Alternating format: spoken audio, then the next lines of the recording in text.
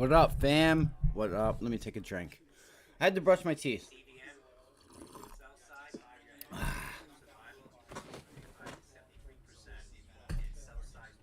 You have a couple upgrades and downgrades. Let's start by hitting the like button, like, share, subscribe. Um, yeah, let's start by doing that. Let's see here. Give me my OBS so I can. I think I just. Of course, we're gonna go through this. We're gonna go through this today, aren't we? This is what we're going through. I swear. Guess what? Logitech, if they report earnings and say anything good about their product, I'm gonna shut them down.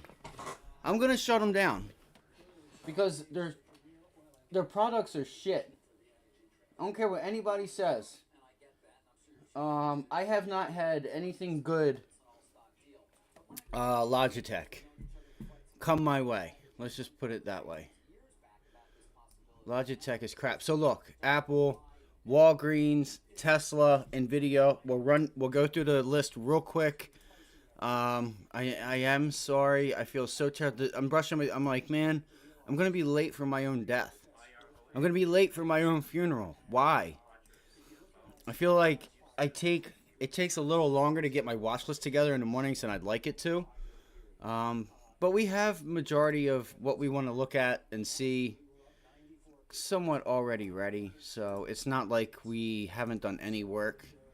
I do have levels and stuff written down. If you guys didn't catch last night's live stream, I think you should.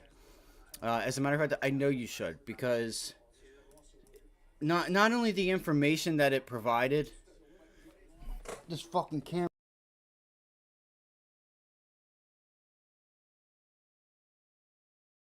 Activate. There we go. Let's see if this works. All right, we'll see if that works. All right. SPY, we are opening up a little bit lower. So futures levels, if you don't look at futures levels, you might want to. They kind of paint sometimes a clearer picture. So there we go. There's my morning line at 420, right? 420's broke. I still think, you know, you kind of try to get yourself up above that 200-day moving average. I just don't see us selling off too much further. We could, don't get me wrong. I just want to see if we can. I want to see if we can just get some type of a relief bounce where maybe sellers just step away. It could be tricky. Maybe they do it in the afternoon. Maybe they do it in the morning. You know, I'm gonna watch this pivot high, like Friday's close on the SPY, and I'm just gonna do what it tells me to do. Right? I'm just gonna trust my levels. Today, I'm not gonna go too crazy. I'm gonna unless there's news and I'm on a setup, but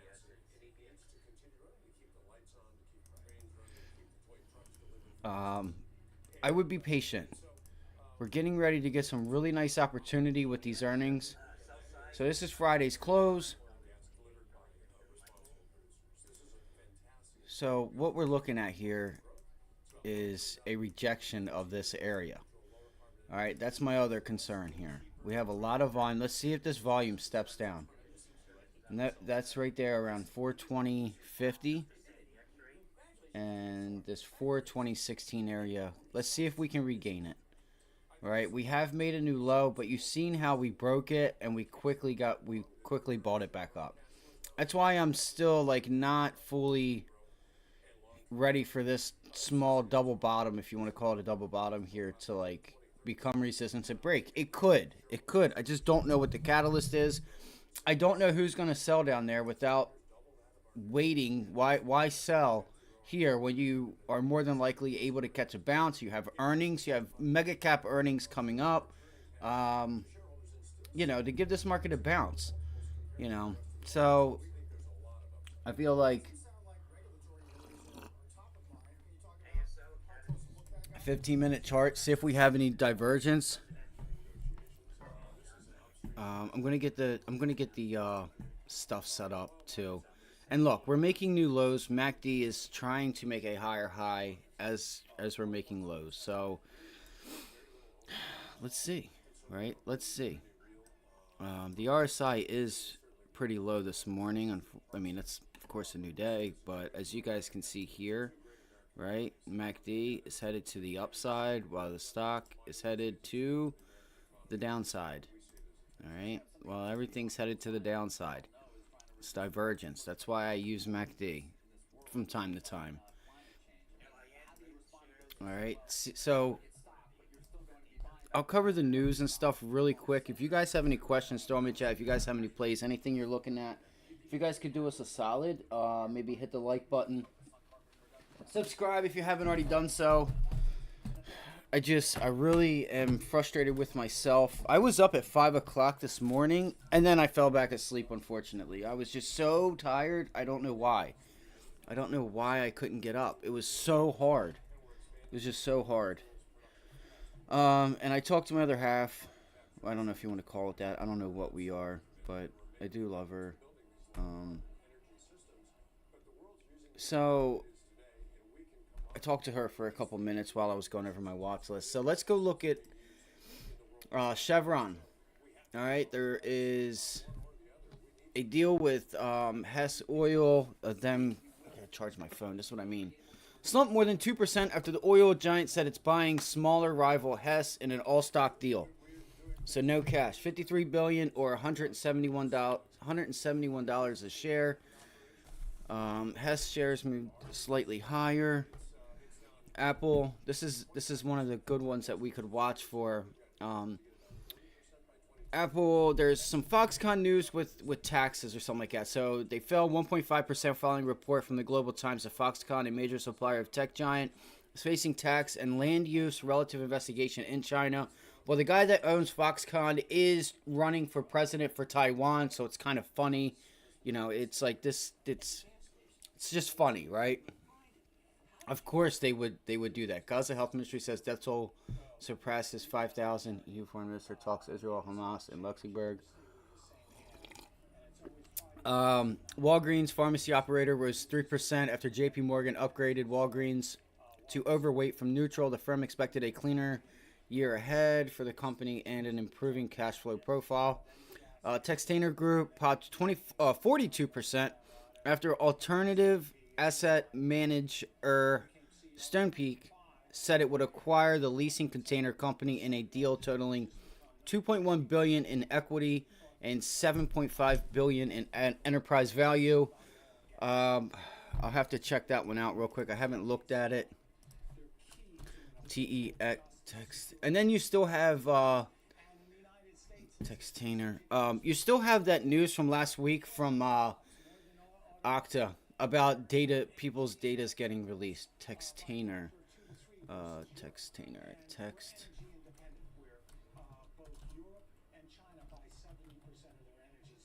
Textainer Group, I guess, Holdings.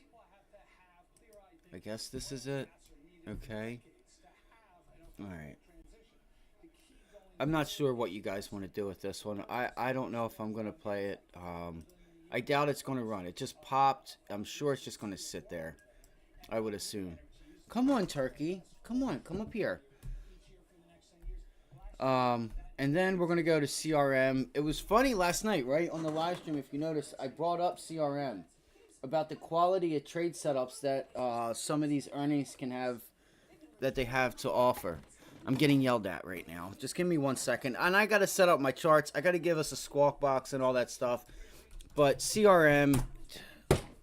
You're okay. It's okay. It's not you. It's Dad. It's not you. It's Dad. It's not you. It's Dad. Oh, you want the window up. Here, I'm sorry. I know. I'm sorry, Boo-Boo. I had the screen down so she couldn't lay in the window. And she's sitting there yelling at me like, Dad, you got the screen up. All right. Give me 1 second.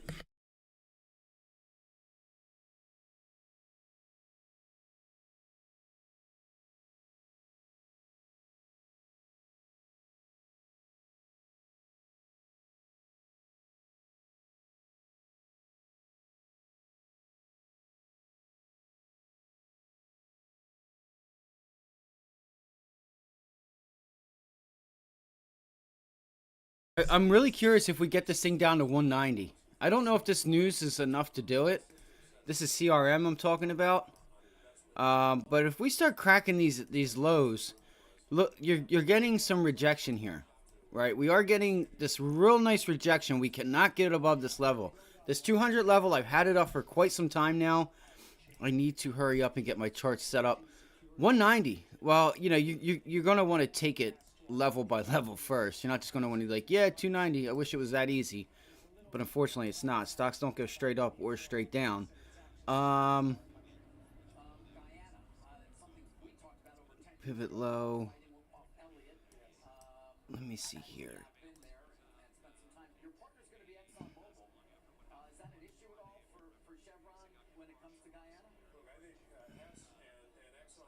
See that I would like it if that pivot low was a little bit higher, but it's not. It is what it is. 199.41. Come on, that's not. This is the only little bit of price action you have. That's down here. Like it's not much. All right, there's a little bit of it. There's just a pivot and a pivot. That's all we got. That's all we have to work with. So 198. I'm gonna do that. I'm gonna do that because that's where you got that nice bounce off of and started your uptrend off of this level right here, and that's going to be the 200-day moving average. Take it slow. All right. There's a lot of things out there. There's a lot of stuff that, you know, a lot of these bigger names though have earnings, so you're going to be playing a lot in the Microsoft pulling back. You're going to be paying a lot in Theta, or you know, you're going to be paying you're going to be playing a lot in IV. Like your implied volatility is going to be, your premium is going to be high, guys. So, and one of the earnings things that I had did not have Google on it for some reason. I don't understand. All right, I'm going to set my charts up, but I'm going to be watching CRM, Apple, and some of those names. Give me 1 second. Tesla 210.50 area. Apple 174, 173.85. It's an area that if we cannot hold and break above, 74. Let's see. Apple 174 to 175. That's if we get. That's up there. Wow, we're all the way down here. I gotta redo that one. Hold on.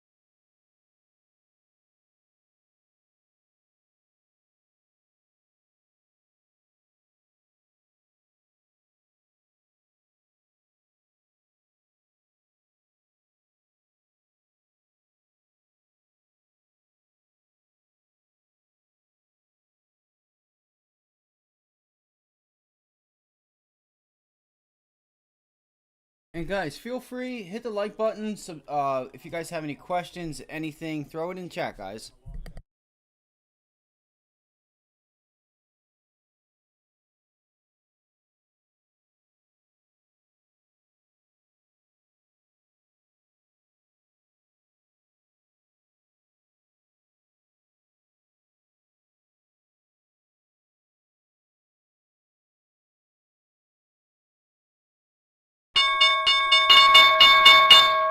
God, that was so loud. Oh my God, that killed me.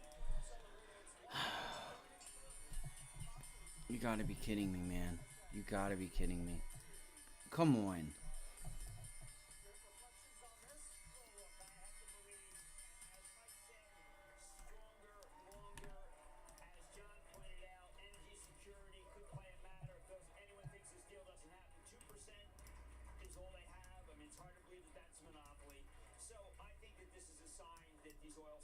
And I know this thing's being a dickhead. I know. It's just gotta fuck with me right now. I'm still not ready. I'm still not fucking ready for my own fucking funeral. This is crazy. This is insane. I'm so sick and tired of it.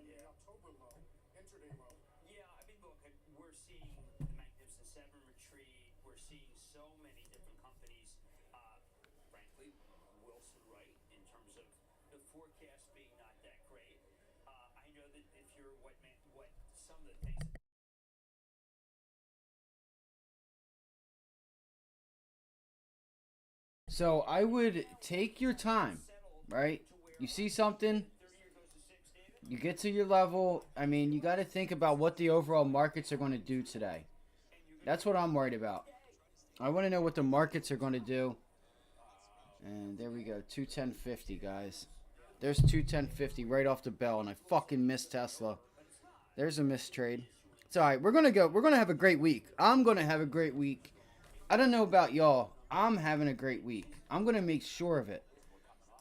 I'm gonna make sure that I'm gonna have a great week, guys. Bank of Israel governor says there's been a significant decline in consumption as reflected in credit card expenditure, except in the food industry.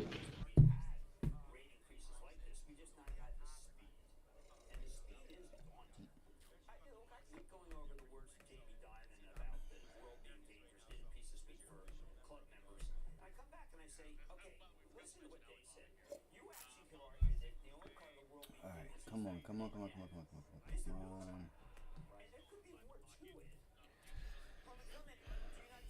My D, get my volume. All right, we're starting to get a little. So it looks like you just made that rejection, guys. See how Tesla fell? It's trying.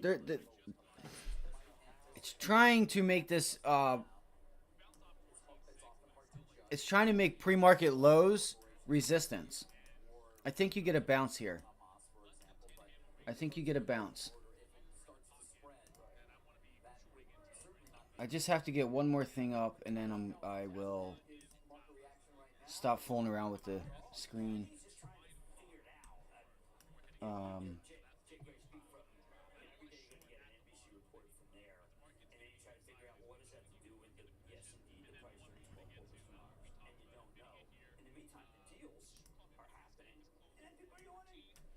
I'm only looking at this RSI and using MACD because it can really help you with a trend reversal, right? A trend reversal.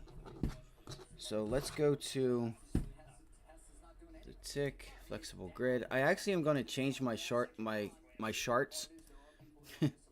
charts today. I'm going to use.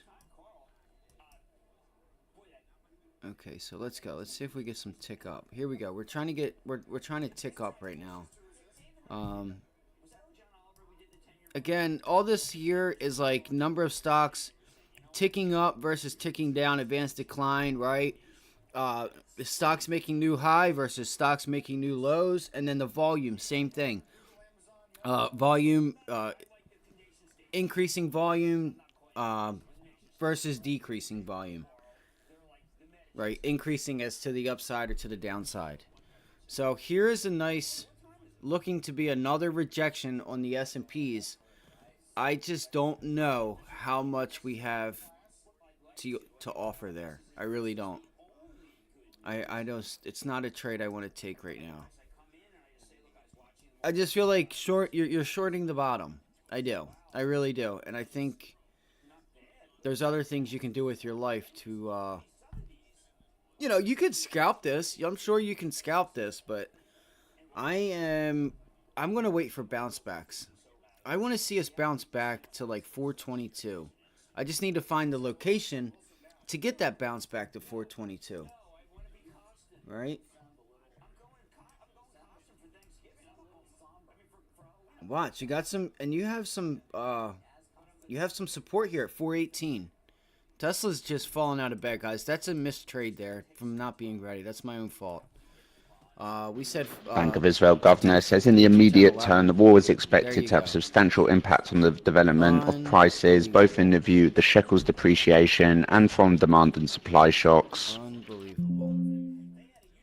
So, unbelievable. That's all I have to say. It's all good. I wasn't ready. I wasn't ready. Story of my life. What's up, Chris? How you doing, buddy? No. Come on, man. Come on. Let's go. Sorry, my other...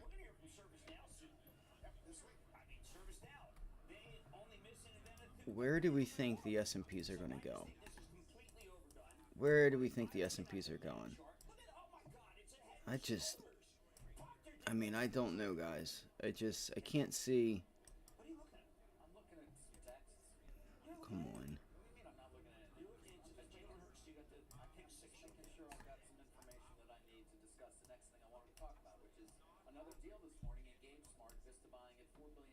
Unless we're just gonna call it quits and go to 415 right now.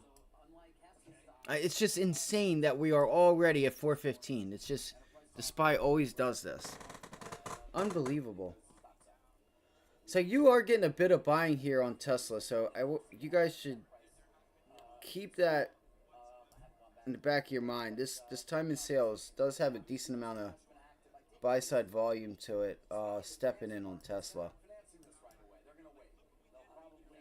All right, 415.88, 416, call it. Looks like this is where the SPY wants to find support. You do have a small area here at like 418. You have a bit of an area here at like, it's like 418. You have a double bottom here at 417.50. 418, see if you get a bit of support there. It's a 50-cent range. So Logitech reports, and I'm telling you guys, if they say one good thing, I'm going to make a video to convolute anything that they say good about any of their products. At least anything that I've had has just been garbage. I feel like Logitech is garbage.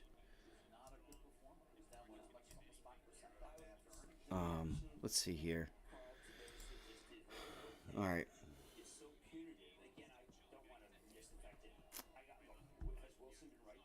The only thing I can look for now on Tesla is that pivot low, but even then, I feel like this was your chance.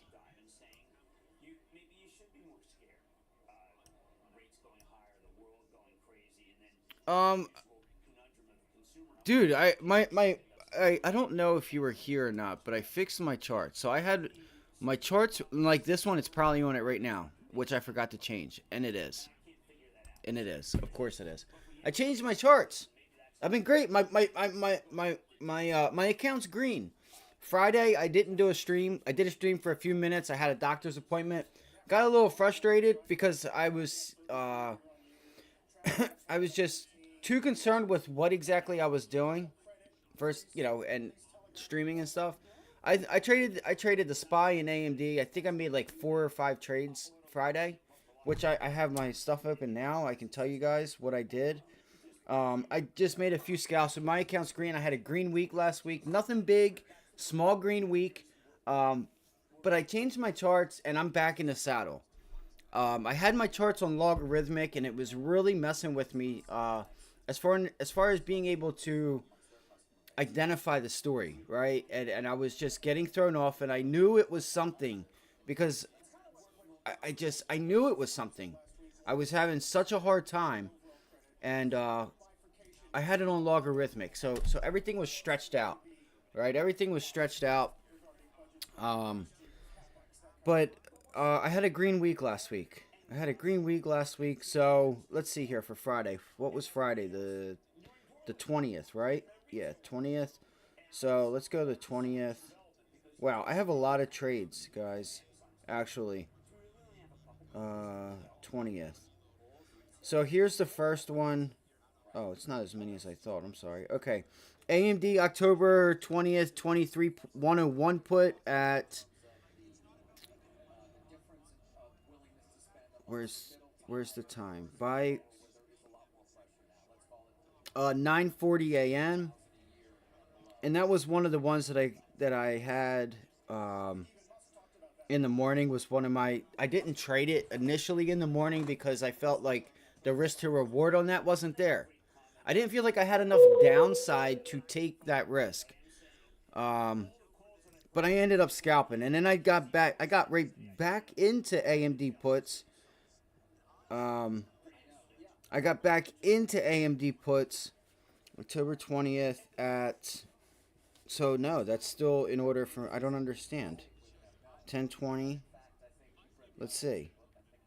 So 9:41 a.m. was one. AMD 9:41. Why is it saying 9:41 for all these? And then the SPY, I don't know what's going on. It's telling me 9:41 for all of my orders as of 9:41 a.m. I don't understand. Oh, there it is. Order placed. There we go. So yeah, I traded AMD and the SPY Friday a few times. There it is. 1048 was one for AMD. So yeah, I had a decent Friday. Just a nice green day, man. That's all it was on Friday, and last week green week. So as I've noticed now, I can physically see my account is going higher after I've changed my charts and kind of figured out what it is that I was doing wrong. And it wasn't me. It's so weird how you can use, like, how the chart can, like having it on logarithmic can really kind of mess you up.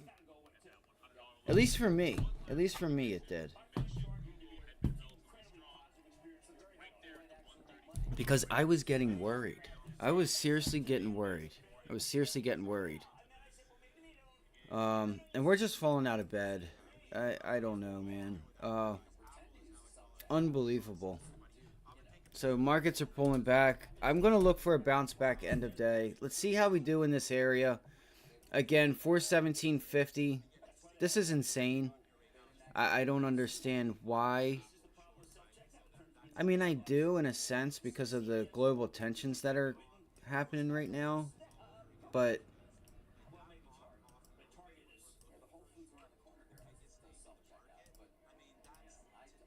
this is crazy.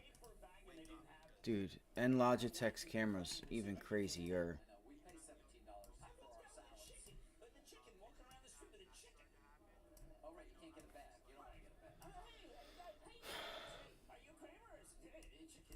Man, that Tesla trade would have been nice. Let's see. So there's a nice reversal. Let's see if we get some volume there on the SPY.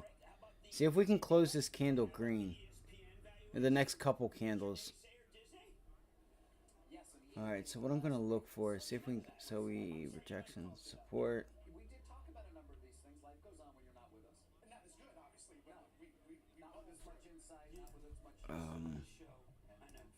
I have no idea why this is doing this to me.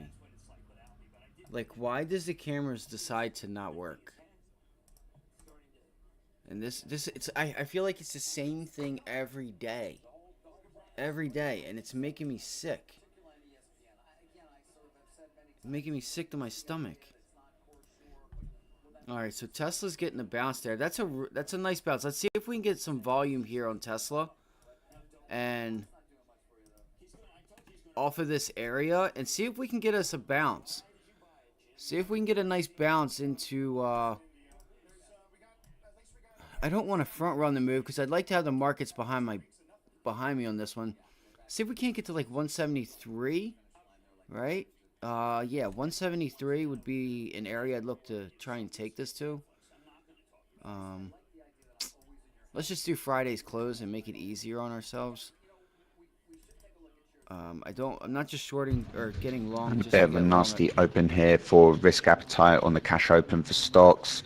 Do have losses across the major indices. Small caps leading the losses down at 1.1% in the future, although Nasdaq 100 down 0.9% and S&P 500 future down 0.7%, has coincided with a pairing at form at recent highs in treasuries, with yields still firmer on the session, but also seen some dollar strength as the risk appetite does sour on the cash open, with crude futures also moving to the downside recently. The fucking camera again. Of course, there's very little on the calendar today There from we the go. So US there's our bounce. perspective, with eyes There's our to the bounce. heavy week of earnings, as well as the PCE and GDP data, with no haven't Fed speakers watched due amid the FOMC blackout period.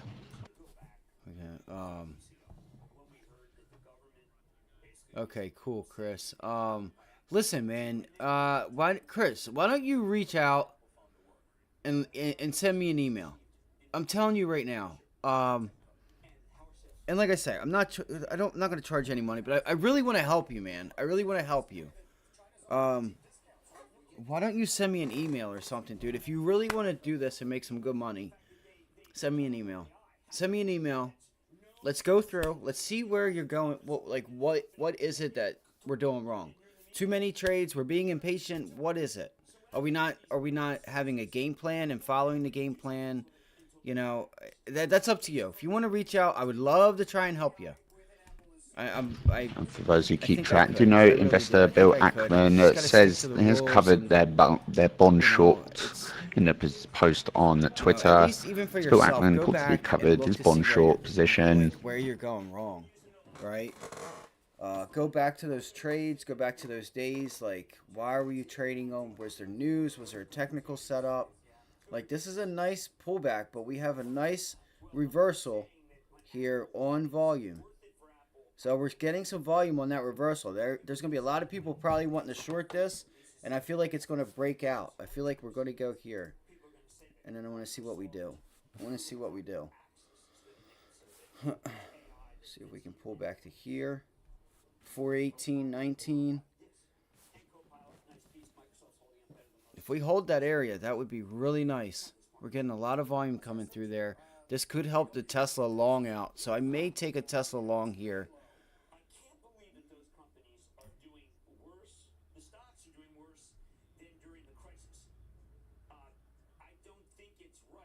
Let's see here. You have a small little double bottom down here. It's why I was kind of...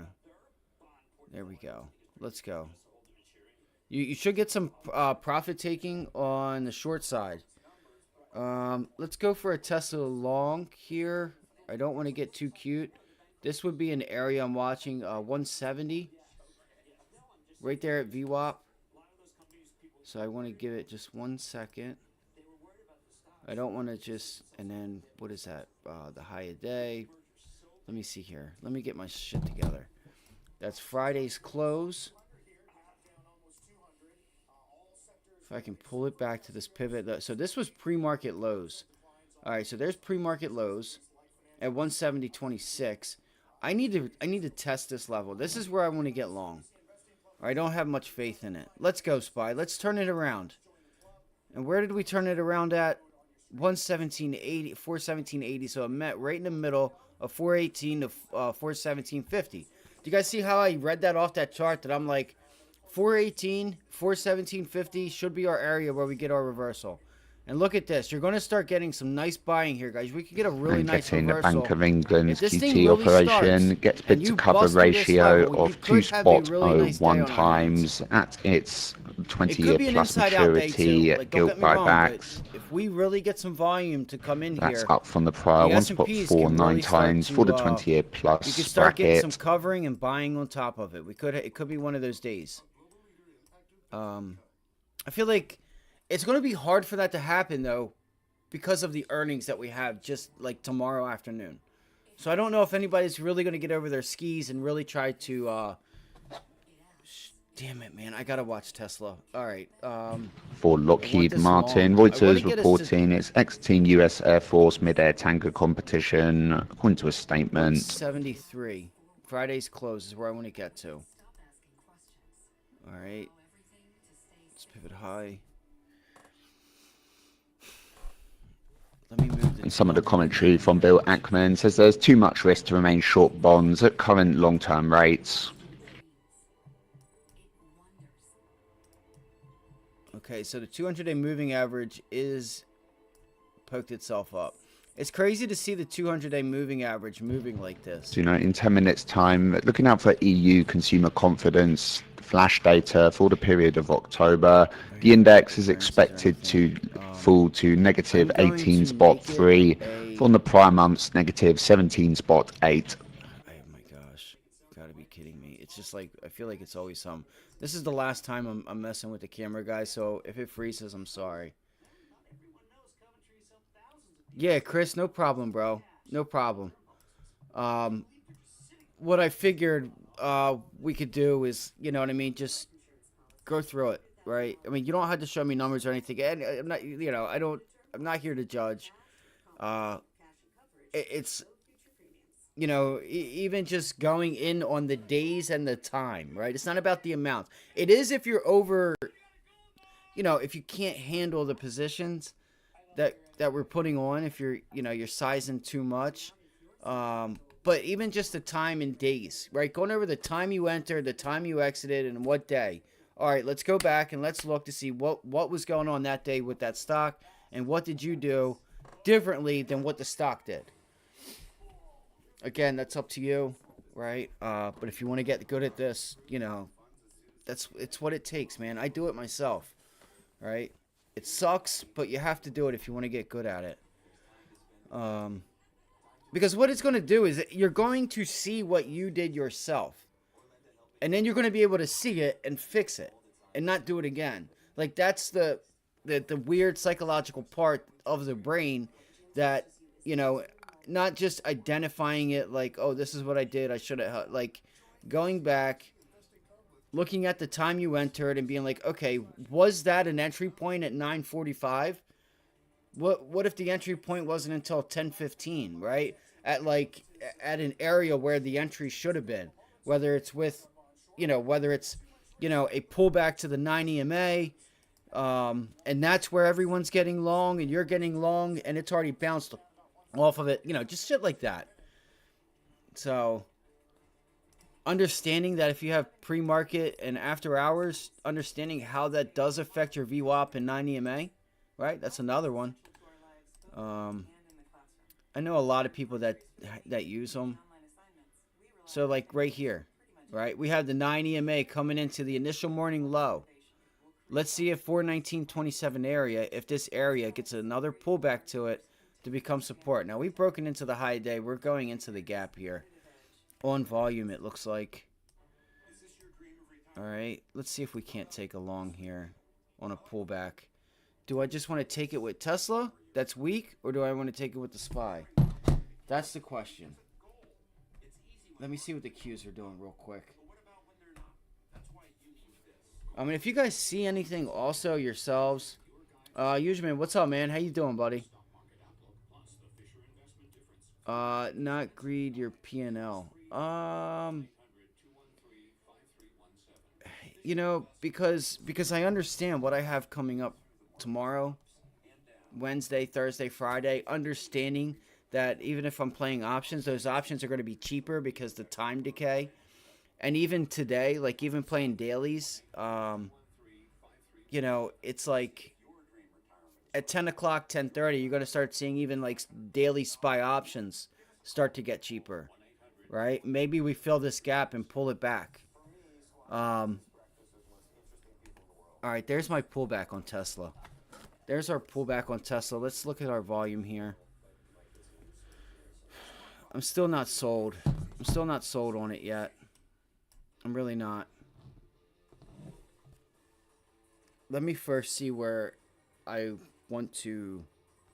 Let me see where our options are the most liquid and what prices are and stuff like that. Let me look at this Let me look at these deltas real quick. So there's another rejection off of pre-market highs.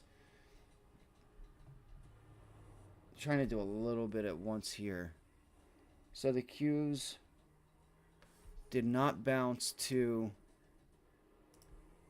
So the Qs are still way under pre-market lows. Or no, that's Tesla I have up.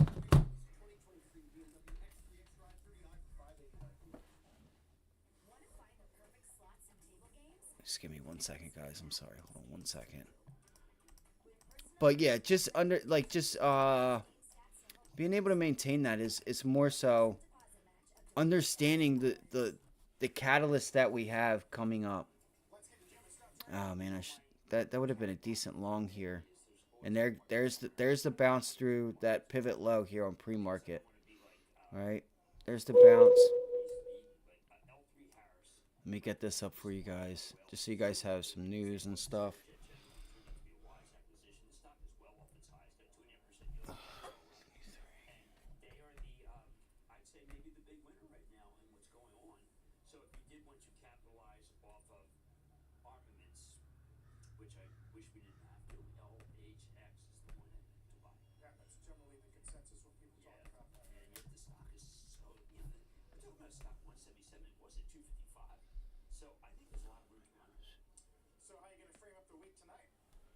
Of course it froze up. Man, look at that bounce right off of the pivot low here on the S&Ps, right? Resistance, resistance. You break above it, pulls right back, takes And Bill those sellers. Ackman adds the economy is slowing faster than recent data suggests. So we're looking for Friday's close and the 200-day moving average.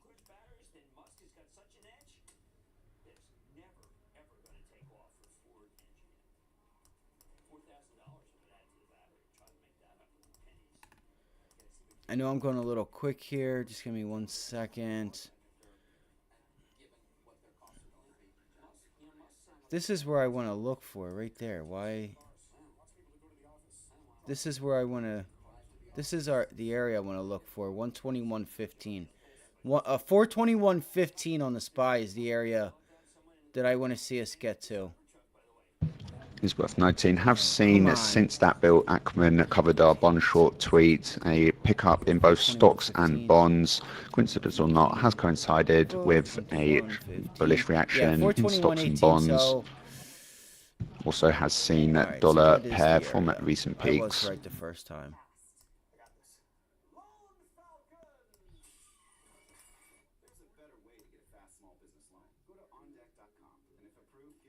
$421.15. All right, and again, so like we said this morning, we felt like we could get a low volume bounce because, all right, so there's our volume. The reason I'm using 1 minute right now, because I want to really see who's in control and what type of volume we really have. And you started to see it here on Thursday or Friday. People nibbling on the longs and covering their shorts, right? And that's kind of why I was long-sided. I wasn't sure where, but that 417.50 to 418 was a key area that I could tell by looking at the chart that 417.18 or 417.80 met right in the middle between 418 and 417.50, that it was going to be an area of support. So it didn't surprise me that, you know, they kind of just, the orders were right there throughout 417.50 and 418. So there's like a ton of buy orders just sitting there. So as it pulls into it, it's just getting ate up, and it pretty much met it right in the middle. Look, there's a test there. So you do have some sellers up here. Let's watch and see if we get a rejection and pull it back. I want another test of 419.80, 420. Let's see if we can get a Tesla long. So the thing with Tesla right now, guys, notice the volume is pulling itself back. The volume has pulled back a bit. Does not mean that we cannot get a bounce here, but I feel like it's still resistance level unless we get a high volume bounce.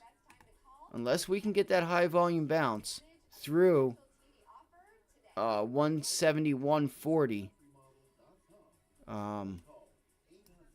I think we just need to pull it back a bit to take that long.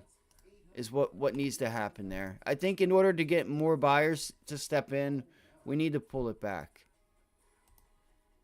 Come on. And seeing the Eurozone flash confidence for October, negative 17.9. That compares to the prior negative 17.8. And less than the We're hanging expected out, fall guys. to We could negative get a bit of a blast off 18.3. here. What's she gonna do?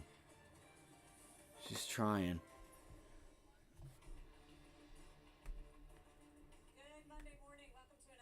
I use all of them, Chris. I'll use 15-minute. I just wanted to see, because I'm thinking that there was a reversal. I'll use 3-minute, 15-minute. I use them all. The reason I'm using the hourly or 1-minute chart right now is because I want to see the volume as we start to get this extension to really show me, right, that either buyers or sellers are in control. Like, you see how we're getting somewhat of an increase in volume to the sell side on this pullback here. That's why I have it up right now. Oh, this is Apple. This isn't even Tesla. You got to be shitting me, bro. I was wondering why. Oh my God. I'm like, this does not look like Tesla. That's Apple. You got to be kidding me. Wow, I literally was just doing that. I got way too much going on here. I literally just thought that I had Tesla up. Alright, again, that's the last time. It's the last time I'm fixing the camera, I promise. Alright, so there's Apple. I like this. I do. I want to see if we can get a pullback here.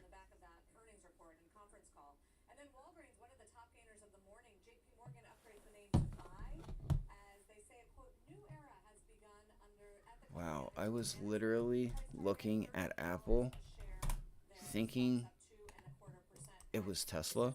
And I'm looking at Tesla. I have Tesla options up right now. Wow. Wow. I need a coffee. Alright, so it's 10 o'clock. It's going to get ready and get time to get busy, guys. Alright, so there's that pullback on the S&Ps. See if we get some nice. Look at how we're extending off of this level, guys. See how we pulled right into it?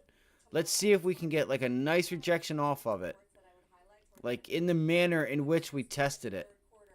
Right? You test that level and you quickly remove yourself from it.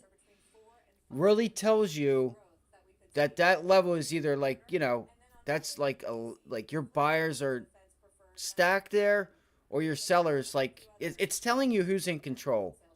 You know, if you pull into, whether it's a support or bounce into like a resistance level, you want to pay attention. Maybe not today, because we could have a consolidation, like an inside day.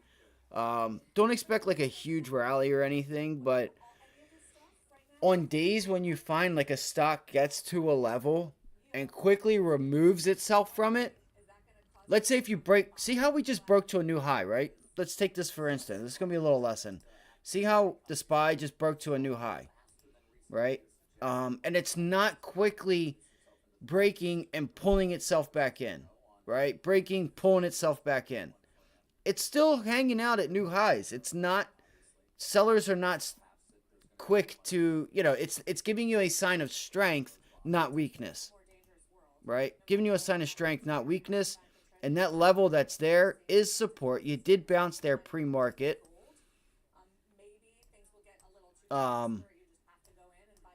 You don't have much else there. And here we go. I don't think we have enough volume. I don't think we have enough volume to really get that extension. They could come in at any time, but I'm going to guess that we have a double top here. I think we're putting in a double top, and I think we pull it back to go higher. I think we got to test this level right here, guys.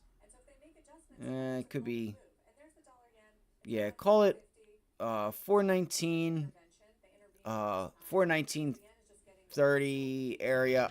Just I think further this area regarding here, this 419 Chevron, flat. CVX, and Hess I wanna see HGS this spike deal. and pull According to back and hold Bloomberg this News, level. Chevron will discontinue oil hedging once the Hess deal is complete. So,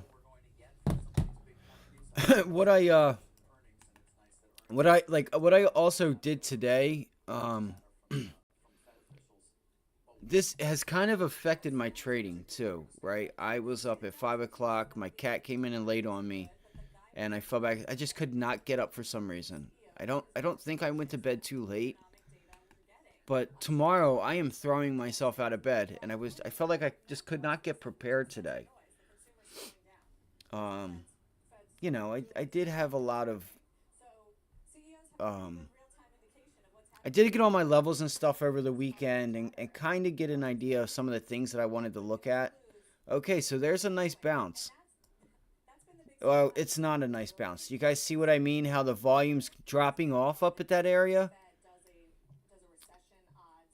I was thinking a low volume bounce back, but you got some buyers there, man. Buyers still stepping in. I don't know how much higher they're going to take it. That was funny to see. There they are. So I was thinking you would get it.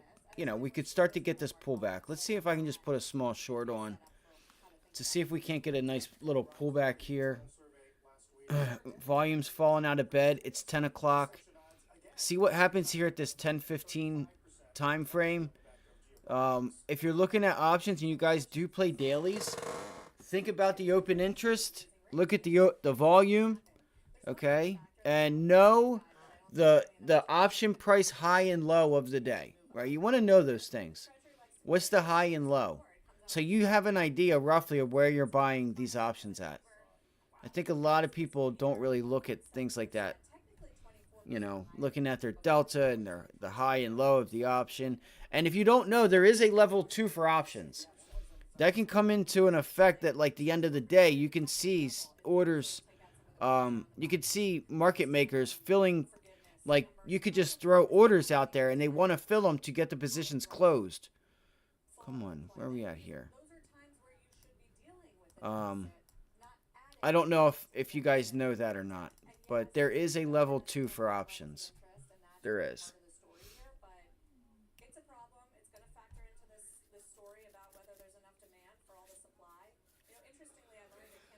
The reason I haven't taken a Tesla long yet is because we haven't gotten any. We haven't gotten really any real momentum. It feels like we may need a consolidation.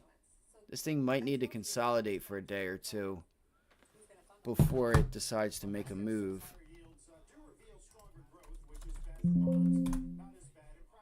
Okay, so CRM did pull back to the 200-day moving average. CRM, I would like to get short up in this area. If this thing's going to sell off, I feel like the bounce back is the play, obviously. But I don't know. I just don't know if we have much momentum today. At least I haven't found it. Yeah, Chris, you have a great day, buddy. I'll be talking to you, man. All right, so there's our double top on the S&Ps. She's hanging out up here, guys. I wouldn't be surprised if we get an extension here.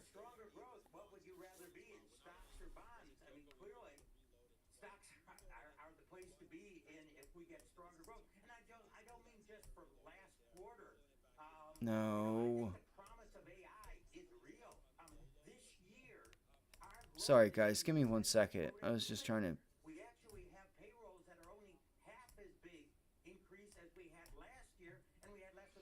Trying to get this up here to still see the volume and stuff.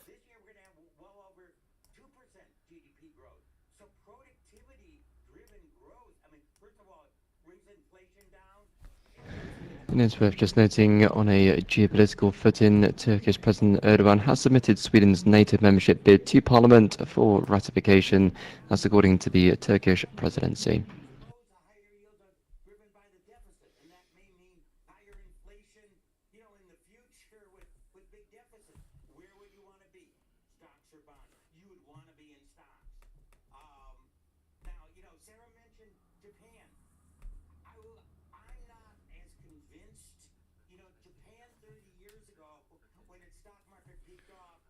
All right, so we're rejecting. It's like so. And just off note Here's for the UK banking and this home is building Tesla. sector, just a piece here in Sky News noting that the City of London's City Minister is hot talks with some of the largest banks in Britain in the lead up to the autumn statement, Oh no, as the that's government looks to CRM. extend its flagship scheme for first-time buyers. So Sky News understands that Andrew Griffith is to meet with mortgage lenders for the next fortnight to discuss an extension of the Treasury's mortgage guarantee scheme into next year. Wow, Tesla's just hurting, man. 237.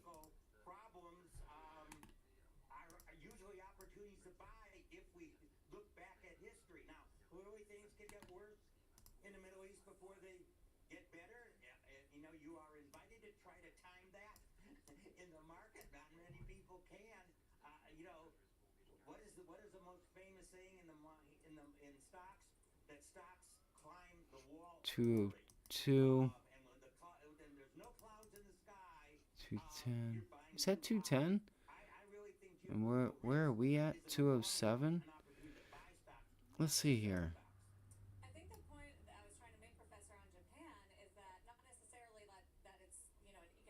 Yeah, we don't have much volume there. 230. Wow, this is crazy.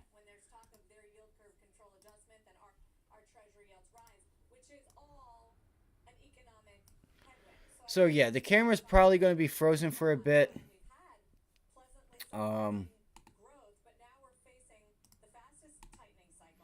Okay, we cleared this level, guys. We cleared that level. It's not really showing you that it's going to give you any extension there, right? At least I would like to see that candle backed up with a bit of volume. And I don't know how much of that candle was on the sell side.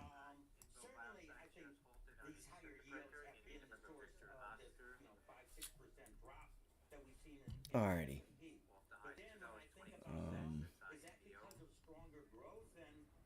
So we got a bounce there. 3 minutes. Alright, so look at the volume on Tesla. We have some nice volume on Tesla today, guys. It's actually bigger than what it was Thursday and Friday and Wednesday. Wow.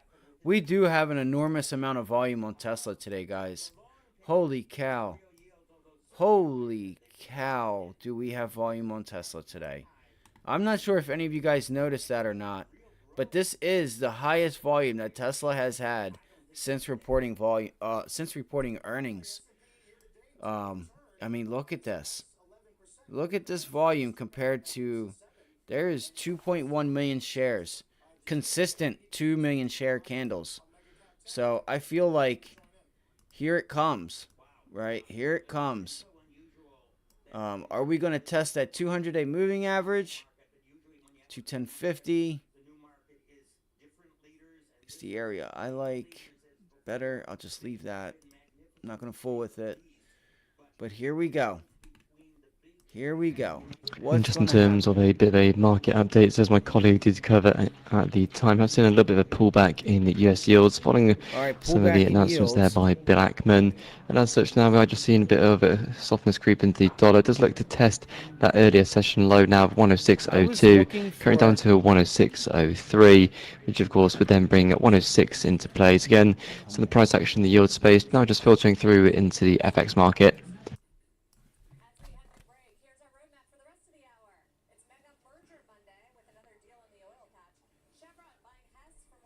All right, market's going up. Tesla's And if we do trying breach to make its 106 to way the up. downside, do have a low from the 19th of October at 105.97.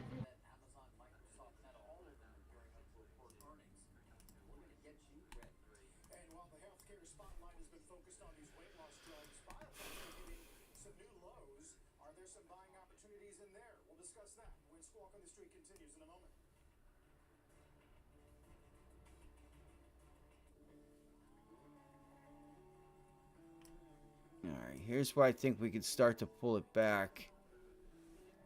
Man, unreal.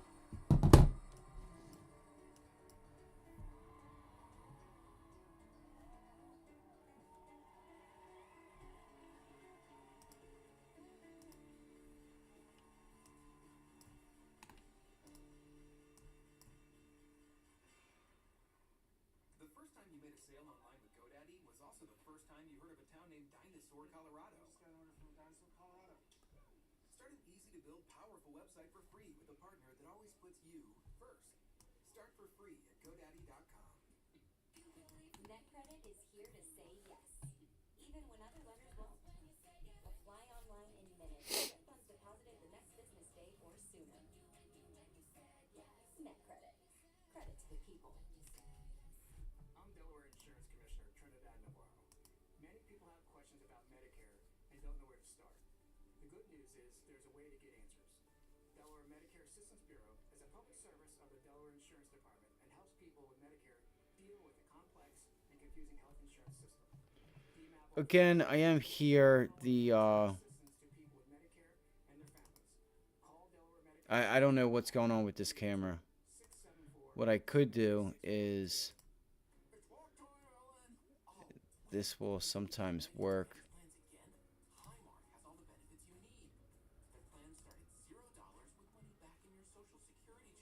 Let's go back. I know. I need to shave so bad. I need to get a haircut. Oh shit. It's about to die. My phone's probably about to die also.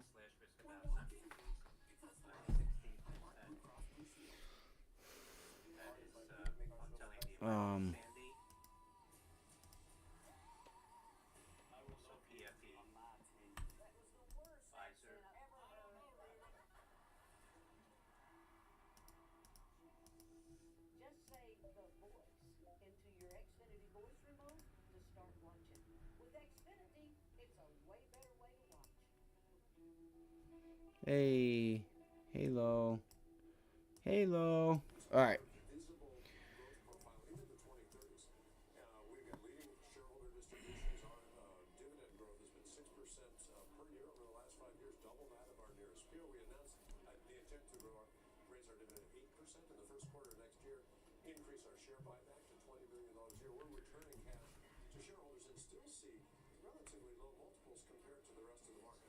What was that on that he used? What is that? That is a 30-minute downtrend.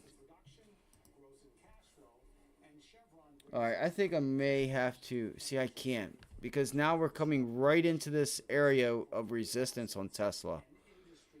And it could go higher. But... unbelievable, man. I missed that long on Tesla. Wow.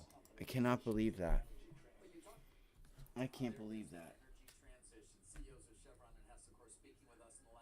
Just a note for Stellantis. So the UAW note that 6,800 auto workers have joined the company's stand-up strike at Stellantis' largest plant.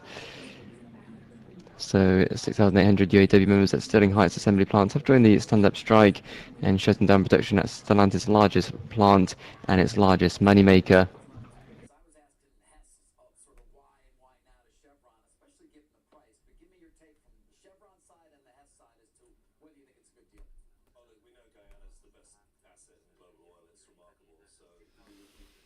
All right, I'm going to go get another cup of coffee, guys. Again, I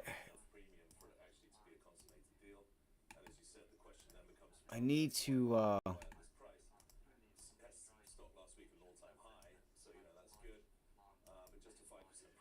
again, there's still a little room on this buy. Again, I'm looking for this 200-day moving average and pre-market resistance.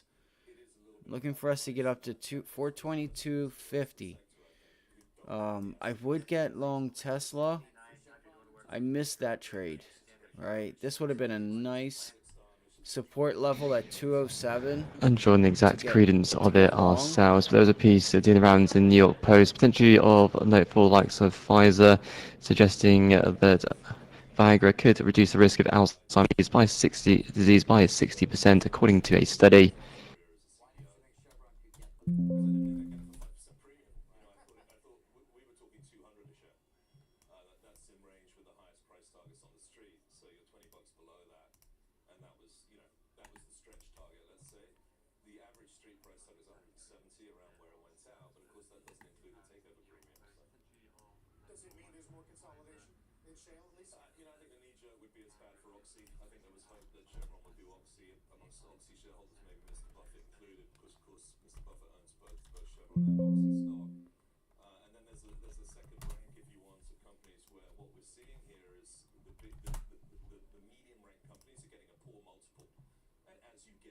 Sorry, guys. The camera's going to have to just stay right there for a minute. I apologize. I'm not fooling with it.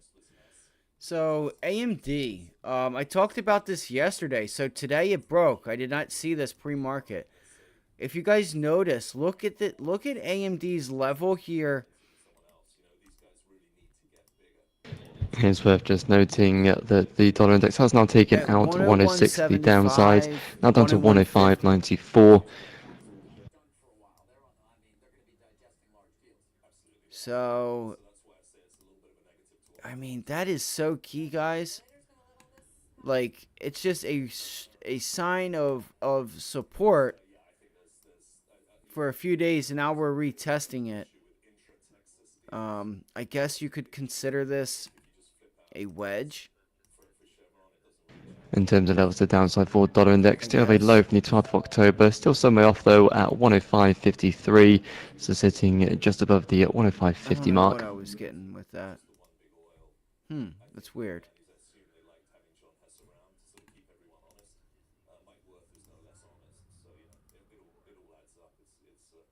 It's so weird.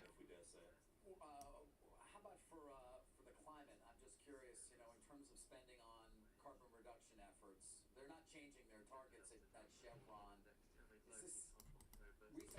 What I was trying to do was see And if just there was alongside a the falling pullback wedge. we have seen in yields, worth just noting that stocks are just continuing to trim some of their opening losses. Nasdaq future now pretty much flat. So again, it does appear to be a case of yields dictating the state of play, with that US 10-year yield now back to around about 4.9%. Of course, we crossed the 5% threshold early in the session. So we did have the biggest spread since 2022, just this morning on the 2s and 10s. Here we go. Is this going to start to be the start of the pullback, guys? Is this the start of the pullback? All right, let's get busy. Let's get busy here. Man, what a move. 417 to 421 in this amount of time. Mm.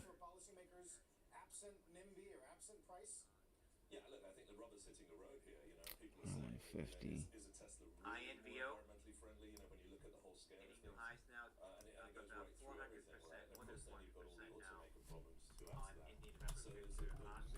Here we go. Why am I not looking at this?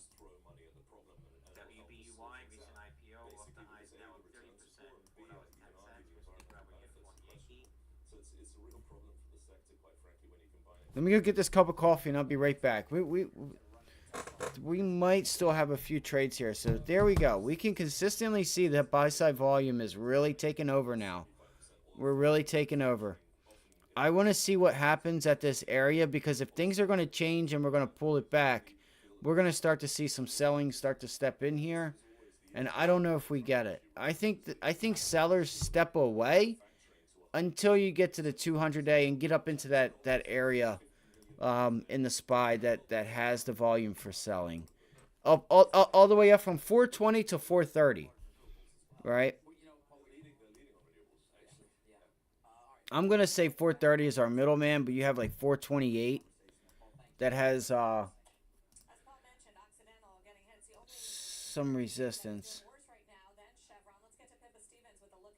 Man, even if we could test this 425 again, that would be pretty hot too. I don't see why we couldn't. I really don't. Maybe not today, but man, what a big move. What a big move that would be, right?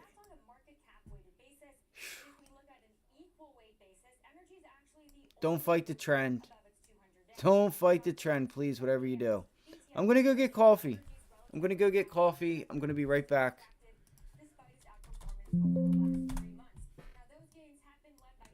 So AMD, this is Tesla, but AMD, man, I don't want to fight the trend. All right, I guess I don't want to get long up here. Like, now I feel like I'm trading the trade, so I'm not. I told myself today that I wasn't going to, like, I wasn't going to shoot for the fences. I wasn't going to trade just to trade. Like, I was going to relax, wait until I found my setup, and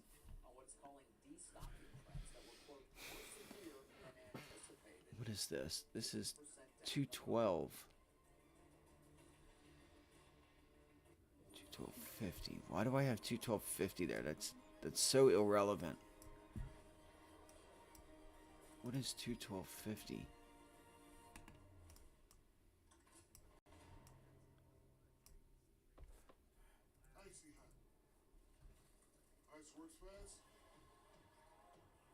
Okay.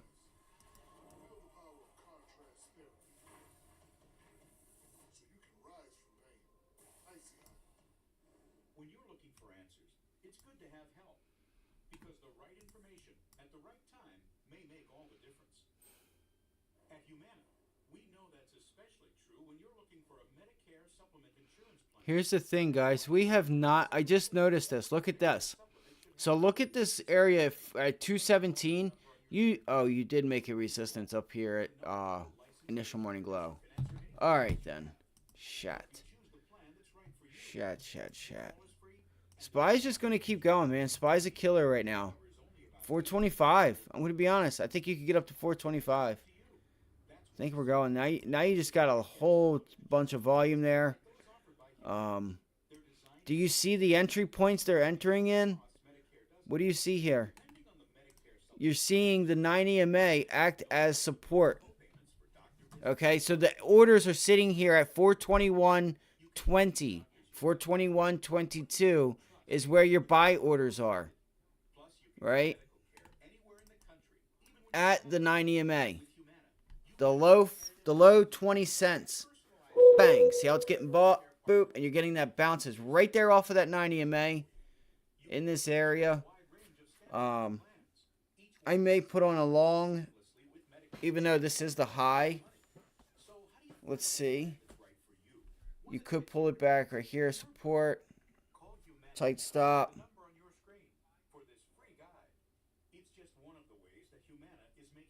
9333.24.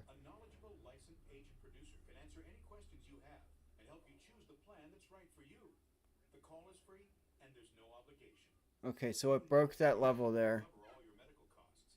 I feel like you're going to have a lot of people try and get long here, and it's going to shake them out.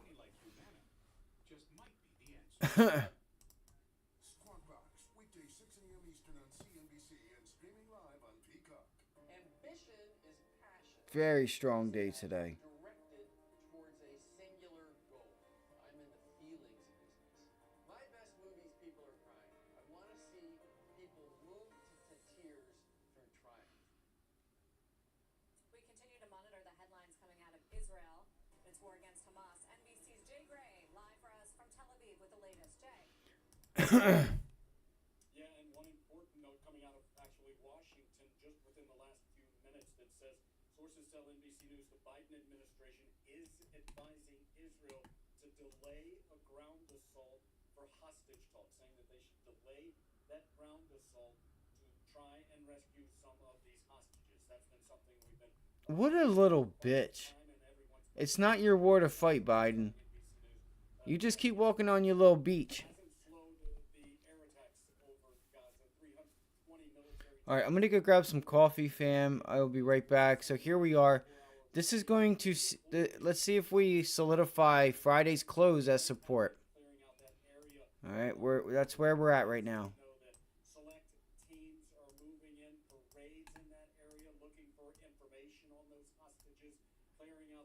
All right. Nope, was not. Support. Wow, this tells a different story, doesn't it?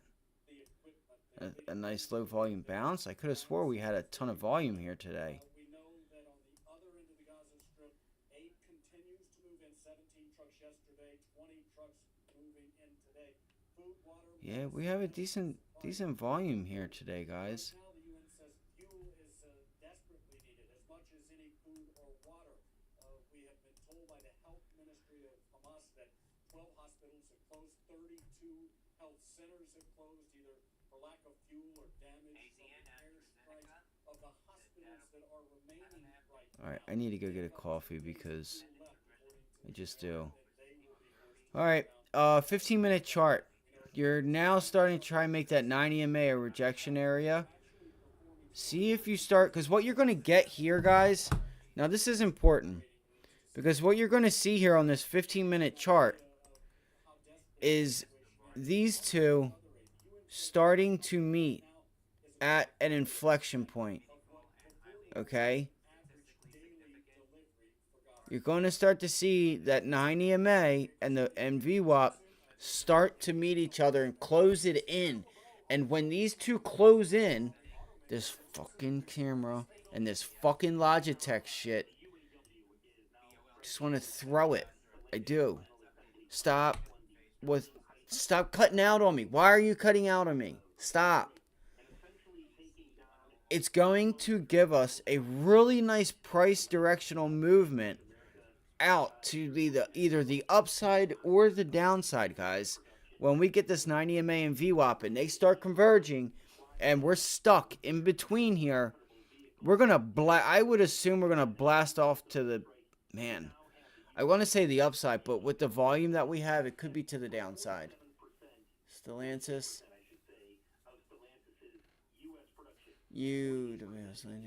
Heights plans. There it goes again.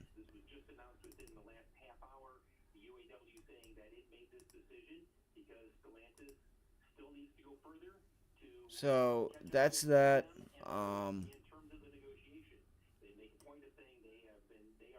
Yeah.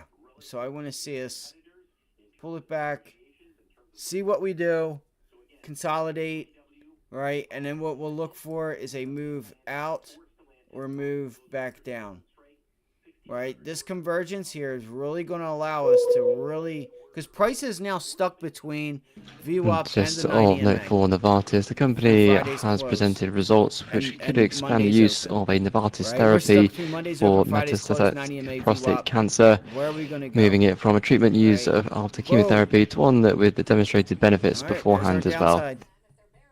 Let's get it. Let's get it. I'm gonna leave those lines there. So it's of because note there that'll for help Novartis. me. Just been picked up here in Stats News. Just noting the results I'll be right from back. the Coffee time. company's prostate cancer therapy could expand its use.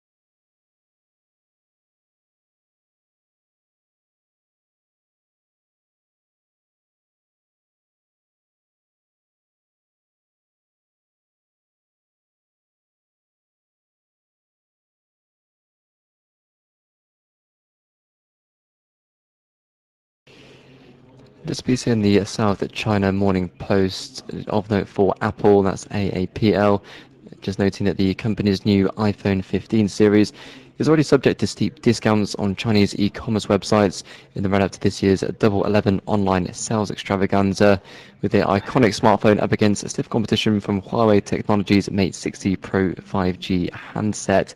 So again, Apple iPhone has already been discounted on Chinese e-commerce sites in the run-up to the Double 11 sales festival, just been reported by the South China Morning Post.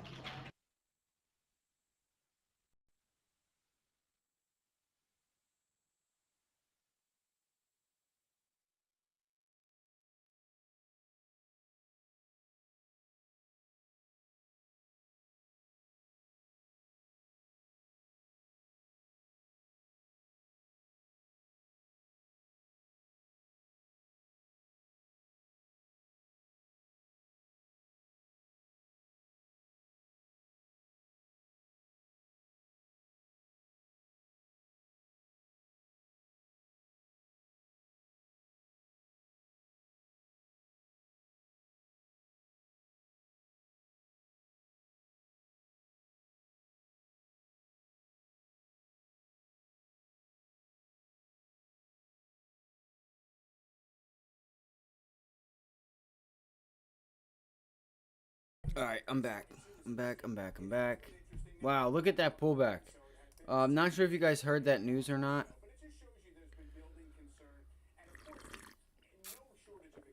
And again, I just drank in front of the whatchamacallit. Let me bring And this just an up. update on the ground for the situation in Israel. Some people are just picking up on reports noting that Israeli military have returned to fire after shots were fired from Lebanon. So again, Israeli military have returned to fire after shots have been fired from Lebanon.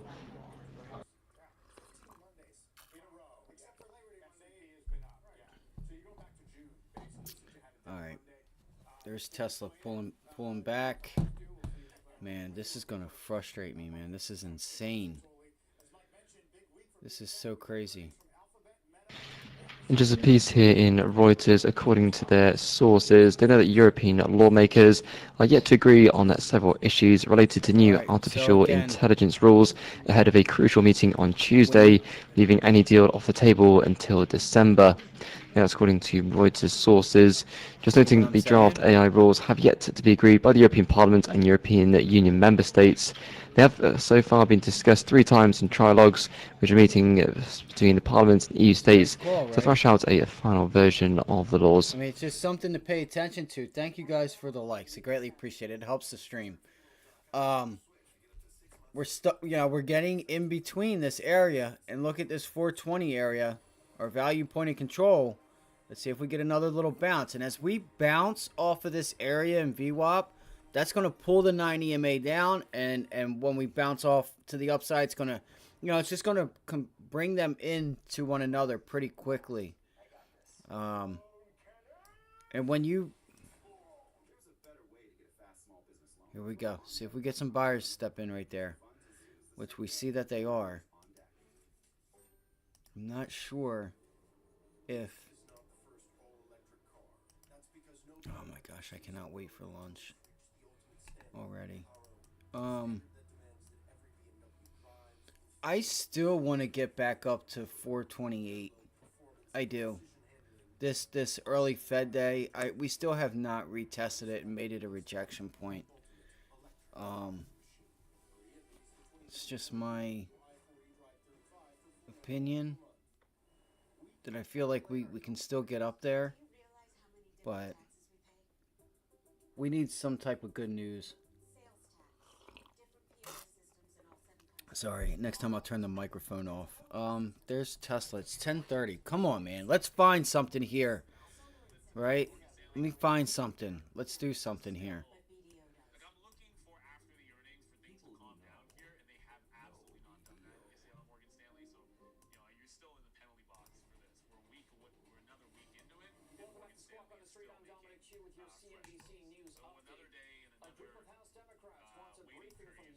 Come on, baby. Come on. Come on. We have really low volume here, man. If we get an extension on this break, then let's look for Friday's close. Do we not have Friday's close? Oh, we have 412.50. Wow.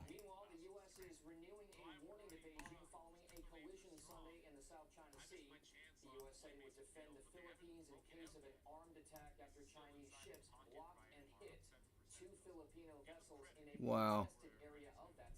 Well, what dickheads.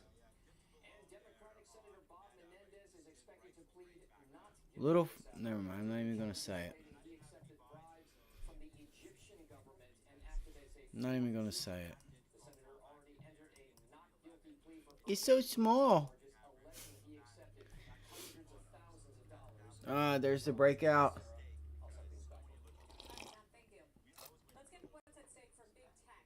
Like I said, guys, Tesla has a ton of volume today. And it's going to be... Can't get long now. The move is done. Right? The move... You could scalp this thing. But me personally, I cannot get long Tesla now. And I'm okay with that. I'm okay. I'm okay with that. I'm going to be okay. I'm going to get mine. Where do you guys, if you guys could type in chat, do you think we get to 217? Like, we're almost at the 200-day moving average, but do you guys think we could get to this 217 resistance area? It's like 217.25. What do you guys think? That would be my, like, I feel like this would be a really nice key area to make resistance or make support again. One of the two. You know what I mean? Where shorts would possibly get back in. I'm done. I'm done with the damn camera. Done with it. Logitech is poop. Unbelievable. I don't know what's wrong. Let's see here. I just have to calm down.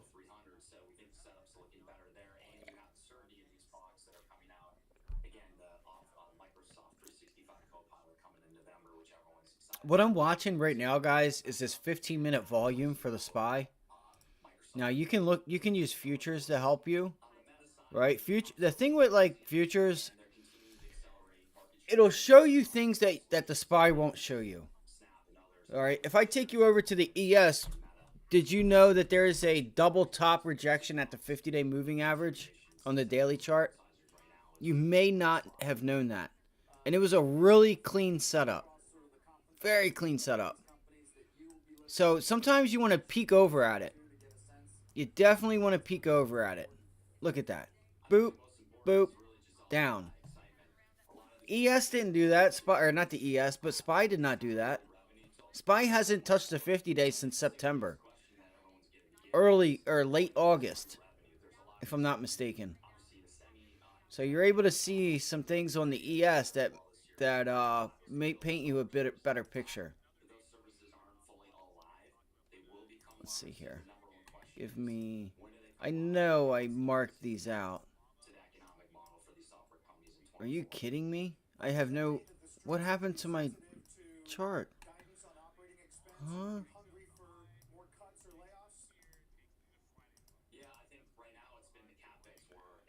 Unless I just did the Qs this morning on futures. Yeah. 4260.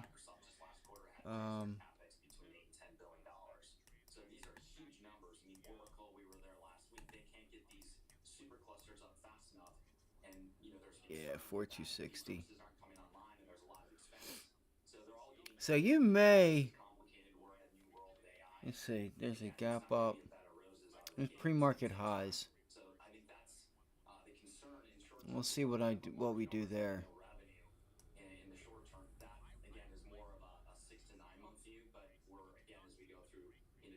Look at that buying. Look at that increase in buying, guys. That just came in on the ES. Really stepped in there.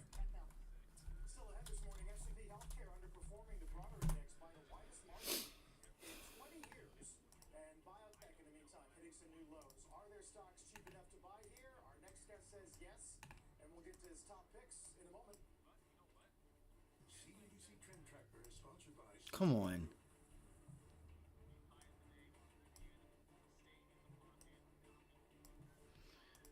All right, guys.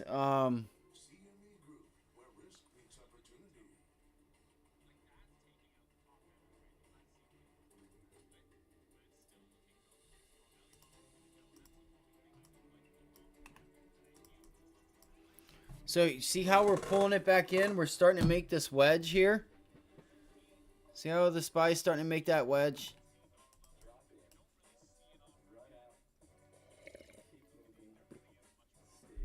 Unless that's it. Unless we broke out of it. And we're going to start making it support. But we're going to break out of it. We break out of this. You could get like a nice just bid. And this thing just start running. Yep, here comes the volume. Look at the tape speeding up, too. You want to take notice of how fast the tape is moving.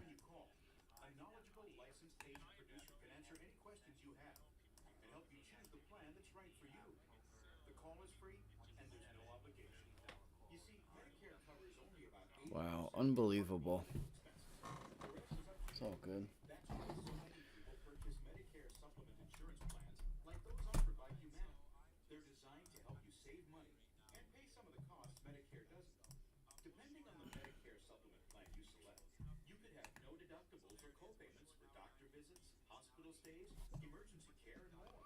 You can keep the doctors you have now, ones you know and trust, with no referrals needed. Okay, so we did get that pullback in here. We did get that pullback. SPY is flat. Let's see if we can start to go green. You can choose from a wide range of standardized plans. Each one is designed to work seamlessly with Medicare and help save you money. So how do you find the plan that's right for you? One that fits your needs and your budget. Call Humana now at the number on your screen for this. I'm tired of this Humana commercials. Bloomberg, it was on Bloomberg yesterday. Now it's on CNBC.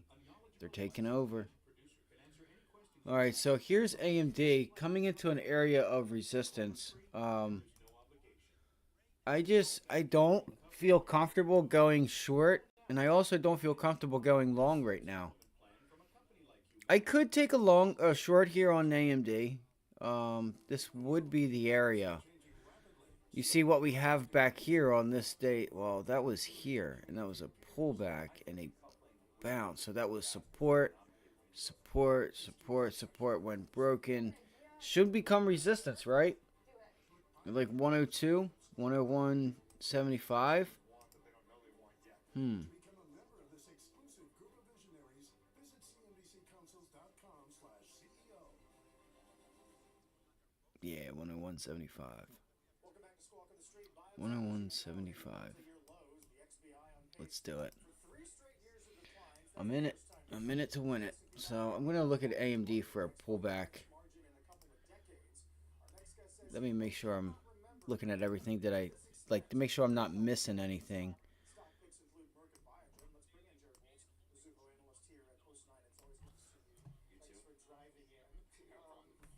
We talk about the impact on med tech and dialysis by the day, but talk about how you see it broadly, at least lately. It's been painful. You've basically had a couple of winners. You know, the GLP-1, the obesity thesis has been monumental for, you know, a couple of players. Obviously, Lilly and Novo leading that pack. I think for the rest of healthcare, it's truly very difficult. You've got pressure in pharma. You got pressure across med tech, as you alluded to, life sciences, with the tough comps because COVID was such a boom for them. And now we're kind of left with, you know, a pretty destructive year broadly. Yeah. So what does your screen look like? What distills the winners from losers? There have been so few winners. You know, you've got a couple in pharma that have really led. You know, medtech has been mixed, very, very tricky lately with the obesity names having a huge impact.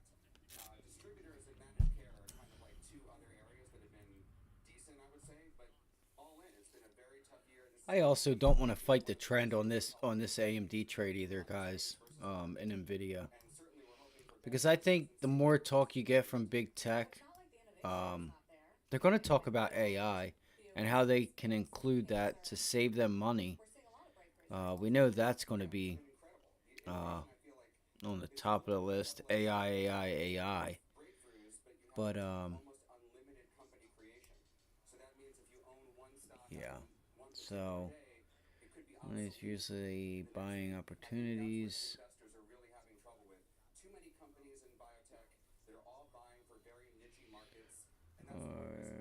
More than 3 standard deviations below moving average, which are rare, and usually the area from which ripping rallies start, probably. Ripping rallies.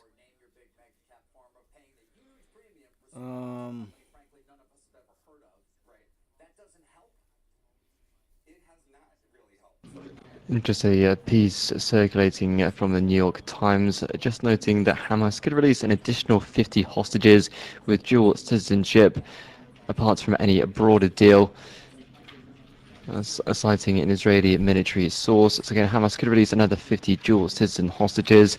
Do bear in mind that some of the positivity over the weekend was emanating from the fact they've had some releases of hostages, and that was off the back of the US putting pressure on Israel to delay any ground operation in Gaza. So this could be a potential positive incremental update here, just reported by the New York Times. Maybe that's the way to go. I feel like most of what I have, written over the past few years has not been overly bullish. It's tough to get up every day and, write with that sort of tone. But yes, it's been very, very. There he is. Let's listen to this, guys, real quick. A little bit of motivation. Good morning. We all have to tune out all this negativity. There's so much around us. If you can do that, and you can do it through discipline, if you get that done, you've got yourself in a great spot. You can control the things that you can control. Let's get after it. Let's go. Enjoy it. Let's start the week out right. Giddy up. Good morning. He's right. Discipline. Discipline. Discipline. Remember that, guys. Discipline.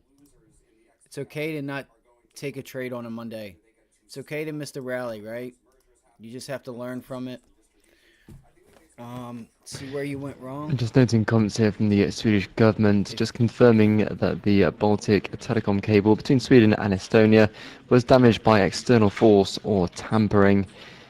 Noting the damage occurred in the Estonian economic zone. When we come back at 11, look at where yields with the deputy CIO of DoubleLine, where he says you should put your money as he forecasts a slowdown heading into Q4. He's the one to talk to on this move in rates. And by the way, it has reversed. Yeah, they have. Who is it? Deputy CI. So do they have? Below 4.9, perhaps giving some support here to equities. This one positive. We'll be right back. What's his name? Sherman with the long hair coming in from Double Line Capital, CNBC. I'm gonna play that and listen to him because I value his opinion. I really do. I don't want to take this. I don't want to take that line at at 101.75 away because I feel like it's still a key area. And just looking further into that recent New York Times piece, an official with knowledge of the hostage negotiations, which are taking place mainly through Qatar, said that Hamas had warned that a ground invasion would make hostage releases much less likely. Did you know you can save with GoodRx, even if you have insurance? I thought my prescription was covered until it wasn't, but GoodRx helps with that. I work for myself, so I buy my own insurance. And I still check GoodRx. I'm on Medicare. I check GoodRx because it can meet my copay. I'm gonna like that. Even if you have insurance, GoodRx can help you save. Okay, we'll see you next time. Another good reason to check GoodRx. Well, Kaiser bears are so comfortable. You won't want to take them off. And with that outdoor where they sold, you don't have to. All around. So what I'm thinking of right now is maybe swinging an AMD long on a pullback, or do I just stay short and catch? See if I get another opportunity at VWAP. Right? Do I get another long opportunity at 193?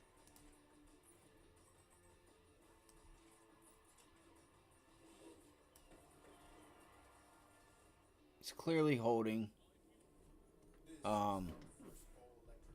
Volume so far is to the buy side. Because what I'm thinking is that we're going to break this level and head higher.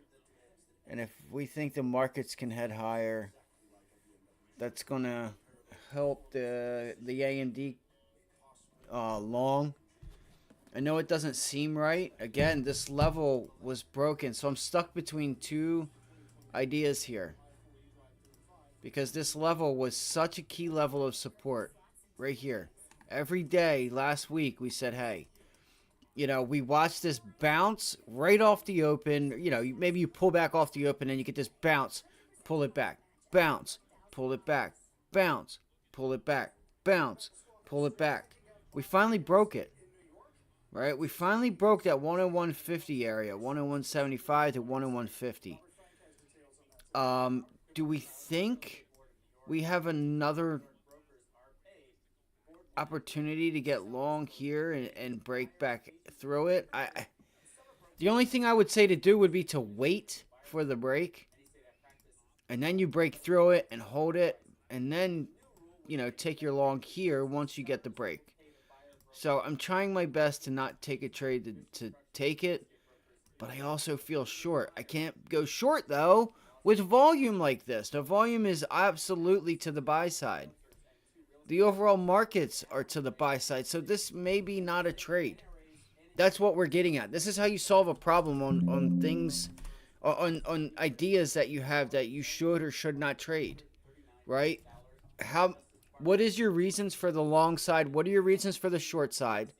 Why would you go short? Why would you go long? How many, you know, you put them together, and if you have 1,000 different ways why you should be short and you can't come up with one reason to go long, chances are that trade is probably a short, right? AMD, I am mixed back and forth on that one. I am more towards the short side, but I'm letting a smaller, you know what, thinking about it.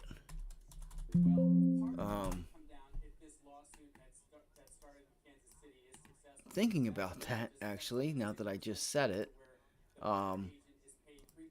The only thing that's stopping me from the long side would be volume. And the volume's not even, it is kind of big, but that's what she said. And here we go. You got that test up there. Let's see if we can pull it back to VWAP.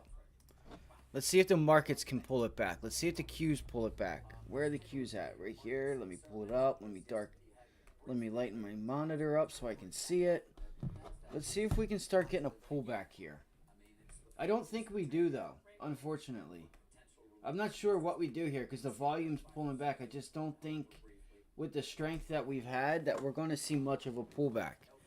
And when I mean like a pullback, I'm talking like momentum, right? Like this is a momentum drive, right? This is just chop. That's just chop. So let's see what happens. And these two lines here is your 15-minute 9 EMA and VWAP converging into one another. If you guys don't know, for any of you guys that are just joining us, if you could do us a solid, hit the like. That would help us get,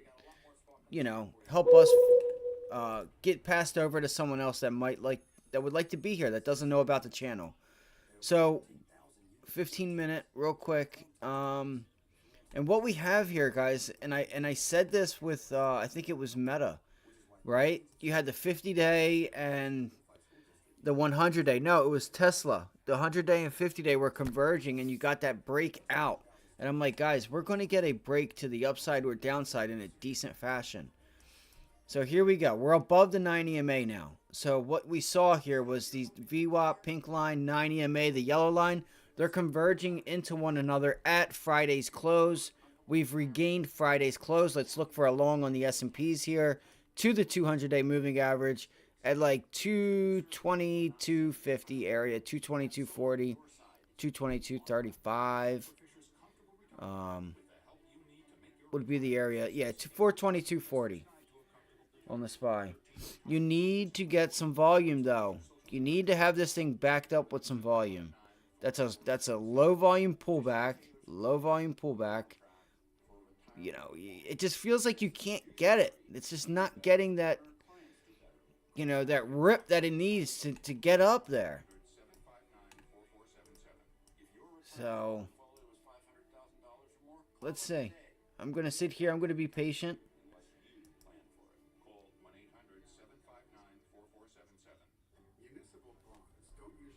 Tonight, I'm going to put the watch list out, probably recorded.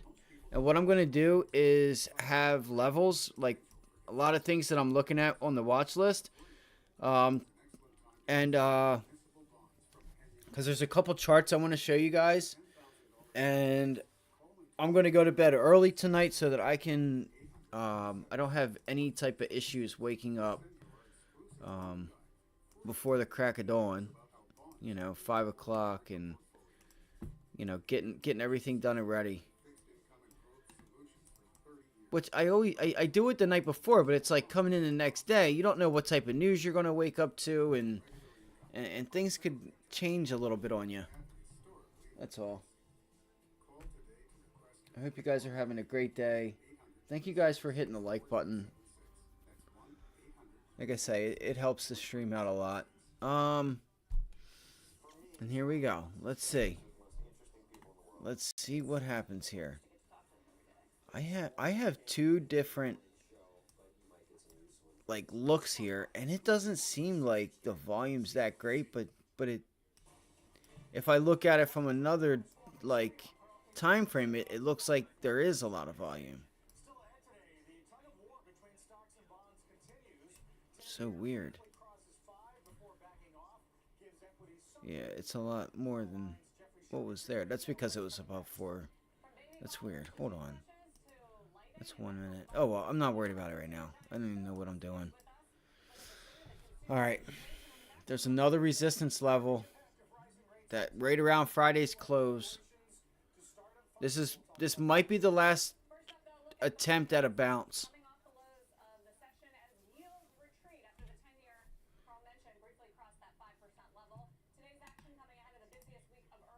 Tesla. Getting ready to get into that 200-day moving average. Wow. What a move. Unbelievable. What do we have here? Okay, the bull case is that yields are going up largely because the economy has been stronger than expected, and therefore the bottom that we're seeing in earnings 5.3%. Nice move. in S&P 500 earnings, the Beautiful. should eventually reflect that. The other piece is that the Fed is either at the end or near the end. So everything going on with yields is also Wow. taking the pressure There's the extension. off the things. Unbelievable. The other one is that Unbelievable. and positioning I mean, part of me thinks we're going to 216, but I can't do it. I can't do it. I don't know if it's because I'm floating around too much. I don't know. I just wasn't really... I just wasn't sure if we were going to have all of this. maybe that for the seasonal trade to work, people have to lose some faith that it's an You know. kind of happening. I mean, the bear case No is that excuses. seeing in yields No excuses. undermine whatever strength we've already Discipline. Discipline, discipline, discipline. behaving. Cyclicals breaking down, small caps breaking down. It's not acting like a bull market. It's kind of not acting as if the economy has staying power. And so that to me is number one. That valuation isn't really compelling yet. Not just because yields are higher, but just even in an absolute sense. Let's see if we can get a decent long here on AMD. I'm going to look at this 15-minute chart, see what the volume's like. Maybe I need to look at a half-hour chart. Whatever it takes. Tony Dwyer over at Canaccord today has noted it's called higher for shorter. Yes. Meaning that he thinks the data is going to roll, yields will follow, kind of echoed by Ackman's tweet this morning as well. Exactly. And CNBC is talking about Tony Dwyer and his calls. Tony Dwyer is someone else that I really like to, I like to hear his thoughts also on the markets. So AMD has a pretty cool setup here.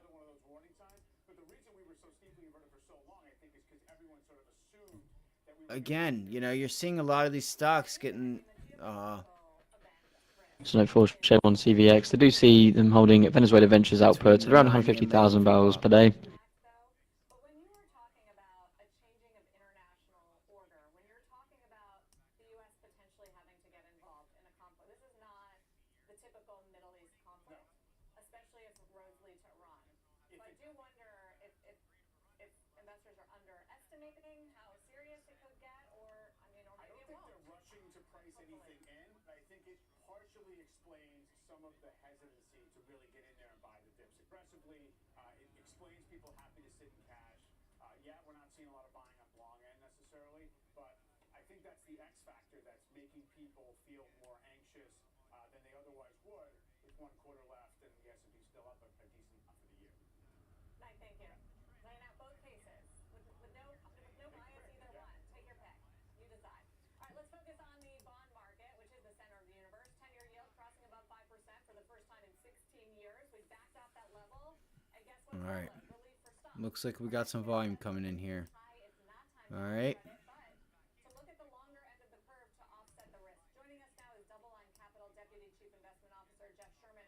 Jeff Sherman. What's the strategy around If you guys want to hear it, you guys let me know and I'll play it on here for you. We've been advocating for really the course of the summer, and this is having a balanced portfolio of risk. And when I say don't add to credit, it doesn't mean that you shouldn't own credit, but this is not the time with yields where they are today to be going down and reaching for the bottom tiers of credit. And so you can be good enough in the credit markets today. We have investment grade bonds that yield 6% today in corporate credit in the U.S. You have high yield bonds at the upper end of the higher end of the credit ratings that yield in the 7, 8, 9% range. And so there are places in the credit markets that still make sense. But in order to do that and be comfortable with some of those risks, why not own some of this treasury market as well? And so, as you mentioned, we went over 5% in overnight trading this morning, and it seems like it just all of a sudden was a catalyst when kind of the U.S. market woke up, right at that 5% mark. It really sent buying into a frenzy today. And so again, this isn't something where investors have missed this move to date. It's owning these balanced risk in a portfolio, in a bond portfolio that nowadays yields 6.5 to 7%. That sounds a lot more attractive. Let's see if we can't get this extension to 425 into or 422.50 into the 200-day moving average now, guys. That's what I want to see. I want to see us start to break out. I'm going to go for a long here. Come on, it's going to do it. I know it is. Just watch the rejection here at like 421. 421.75. I want 421.77. Talking about the massive deficits. We have a dysfunctional government that says maybe we don't get any relief in any of these factors going in the short term. But ultimately, as investors are looking to position portfolios for next year, you're going to see a big turn in people looking at the bond market. And the stock market, even for all the pain God we've seen damn in it. the last, let's say, Come on. months or last month or so, you're still up over 10%. And so there's this natural rebalancing. If you go through last Friday, the Barclays U.S. aggregate, or the Bloomberg U.S. aggregate, it's called now, is down 3.1%. This is the worst performing year, but outside of last year, if the year stopped as of last Friday, it'd be the worst year on record, second worst year on record for bonds. Sorry, I can't speak this morning. But ultimately, I think what you'll see is investors waking up and saying, wait a second, 5% on a treasury market, I don't have to take risks. I can lock this in for a long period of time. And you're seeing that with institutional buyers. At least we've seen that with some of the longer. All right, so it doesn't look like AMD is also bouncing either. It could, but 101.12. Credit quality and some of these delinquencies, late payments, in the face of what appears to Again, I'm gonna let you guys know if I do get into anything. I'm just kind of talking out loud what I'm seeing, what I'm noticing. I don't really have conviction in. I had conviction to the upside again this morning. If you're with us in the morning, I said I'd like to see us have a low volume bounce back. Looking for a bounce back. We're seeing this in lower borrowers in the subprime mortgage market as well, lower FICO scores, increasing delinquency, and you're seeing some just broad-based. I don't know why AMD is just. Or other type of consumer loans. And so the problem with looking at measures like GDP, which we'll get this week, which is expected to be a very strong number, is that it is very backward looking. And so the labor market is one of the last things to kind of roll over there, but you are seeing some weakness in credit. And it's the resumption of student loans coming back into the market. Again, that really hasn't trickled through the economy yet. But you guys were talking at the onset of this program about higher energy prices as well, and the risks there as well. And so don't forget that a lot of consumers, the pain point they feel, number one, are the prices at the pump, and also as we go into the heating season or the Wow, cooler beautiful. season,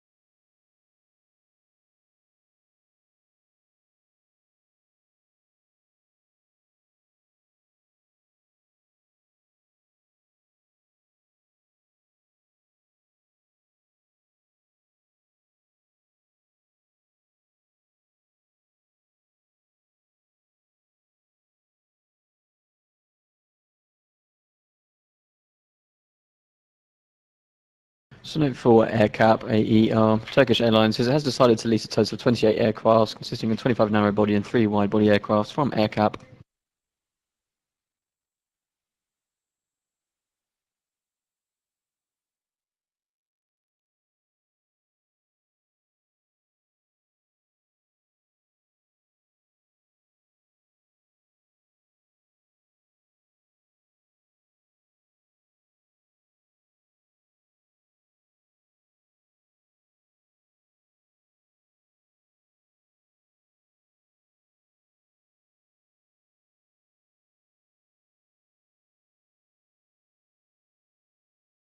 Just a bit further here from Turkish Airlines, just noting the leased aircraft to be delivered between 2024 and 2026, in addition to the extending the duration of the existing 6 Airbus A330 and 200 aircraft currently on lease from the company.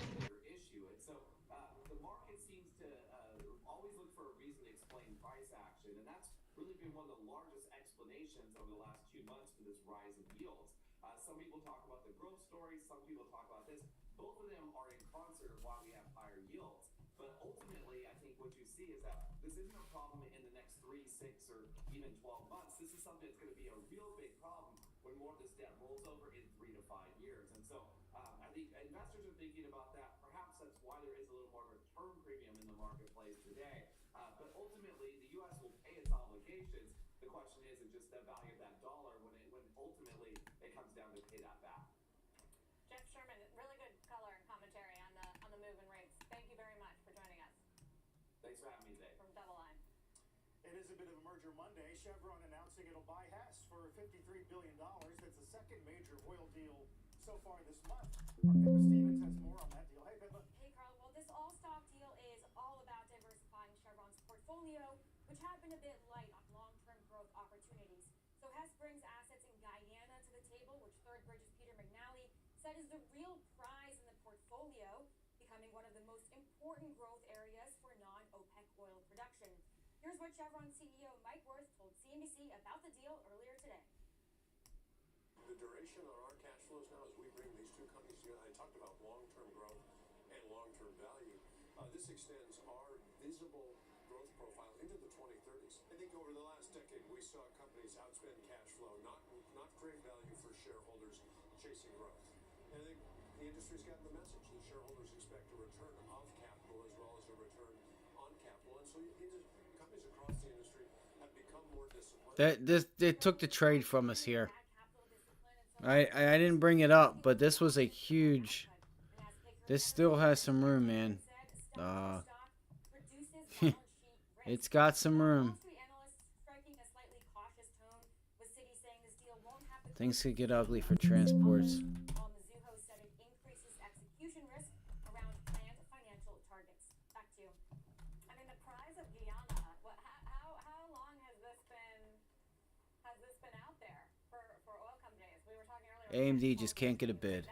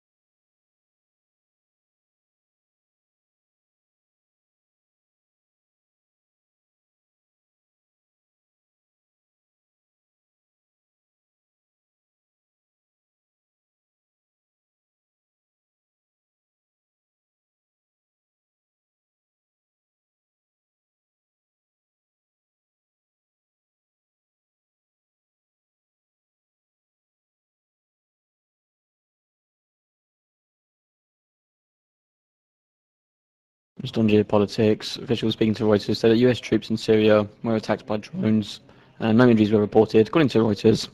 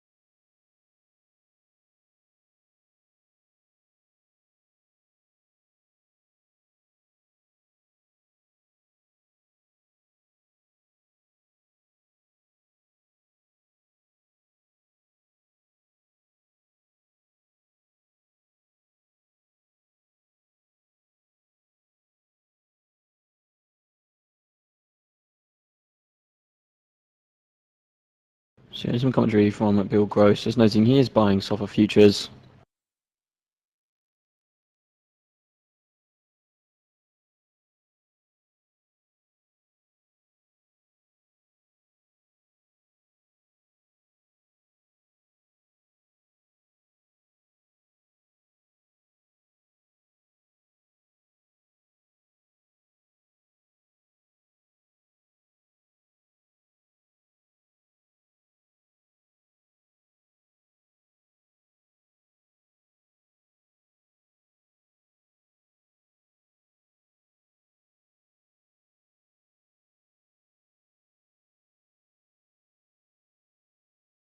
There's more details from Bill Gross, just noting he's buying the SOFR H5 futures.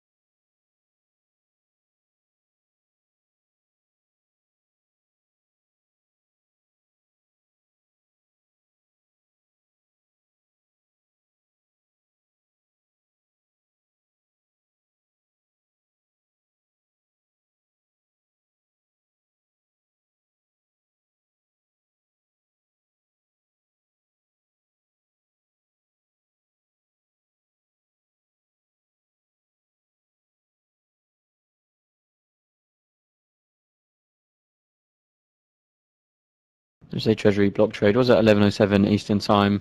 It's about 6.7k in the 5-year Deck 23 at 104.11. There's a touted buyer.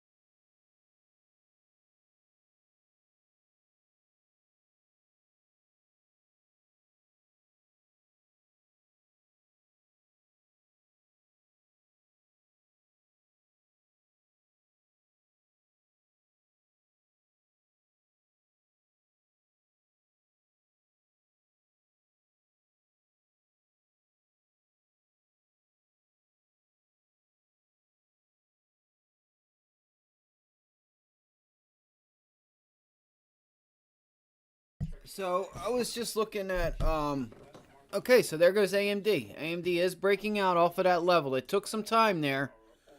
All right, it took some time. The volume's decreasing on the way up, and that's okay because we want to see a pullback. And so it did not hold that level. Oops, sorry guys. All right, so there's the 200-day test. I had up 423 calls, or just about in the money, or 422s. I'm sorry, 422s. Again, these lines were the 15-minute VWAP and 9 EMA.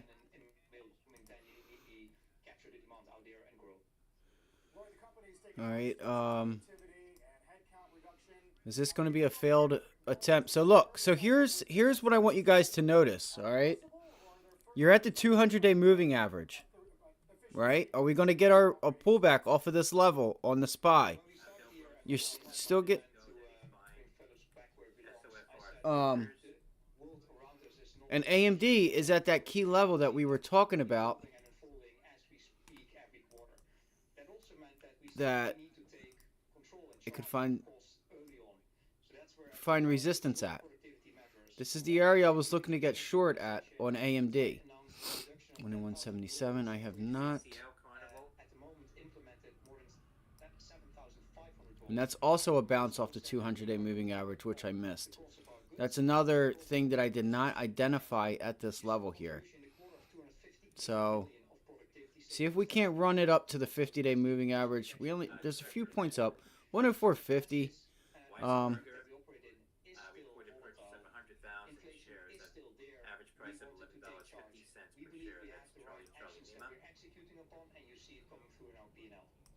The stock has done really well this year. It was lower earlier and now turned higher. There is some concern about the new orders coming down 9%, despite the fact that you are sounding bullish on growth. What's driving that? Yeah, so we are coming from a very high CRM. This has a nice pennant here. Breakout. Okay. This is another one.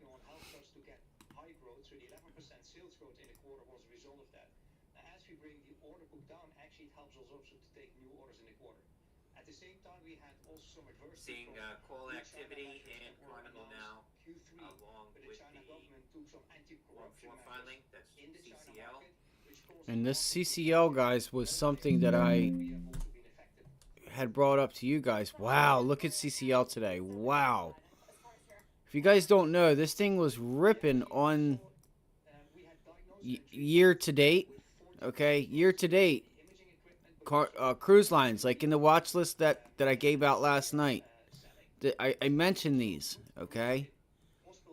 I mentioned these. So if you don't know, we could even start it from where we opened on the year, okay? Even here is, see, oh my gosh, I gotta slide it over. I apologize. Oh, come on, man. Shares of Carnival, CUK Carnival PLC popping to the highs, $10.31. What? And Carnival Corporation Unit CCL also popping here. Of course it's got to be on that side. I know.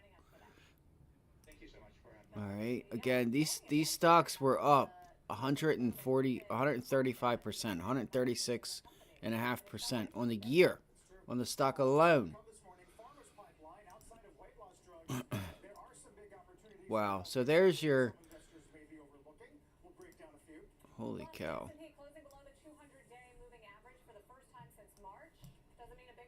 Well, I missed that one. I wasn't sure what the news was there, but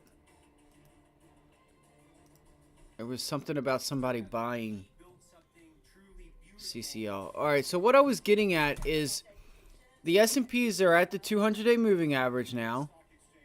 Let me make sure it's in the correct position. Come on. Just want to make sure. Yes, it is. All right.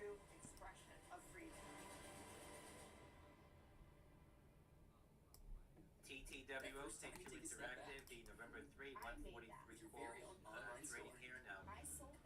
That's TTW. If we are able to get a pullback, I might do tomorrow's 425s on the SPY. All right, we still have earnings to worry about this week. I'm excited about this week. I really am. All right, so there's our pullback off of the 200-day moving average for 2150. I'm going to be patient here. I'm just going to watch it. When you're looking for a Medicare supplement insurance plan, that's why we're offering 7 things every Medicare supplement should have. It's yours free, just for calling the number on your screen. And when you call, all right, so AMD is trying to hold. What I would like to do is see if I can take a long on AMD up to like 105 area. I may go ahead and try to take that. Let's see if we can swing this trade. See how it works out for us. I want to get long on pullbacks. I don't want to just buy the top. So that's my issue. But the issue that we have right now is we have relative strength, but we are at the 200-day moving average, which should cause us to pull back on the SPY. Let's look at the Qs. Let's go to a daily chart and see where the Qs are on the daily. Okay. Qs don't have really anything in the way. 355. Did we pull it back? We never pulled it back to 355. You did on a shorter time frame. 355. Resistance, support, breakout. See if it gets an extension there. Getting a lot of buying in tech.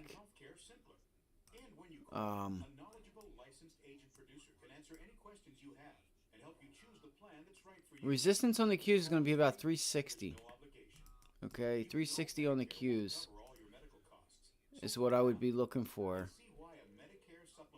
Minor resistance at 358. Okay, we'll just throw a median line right here, and that's Friday's pre-market lows on Friday.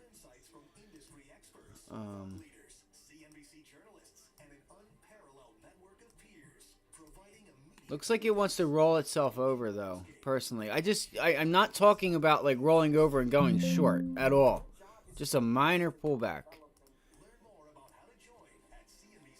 So what I'm going to start doing now, I'm going to keep track of the time that it takes for the SPY if it's sitting up here. All right, this is a 3-minute chart.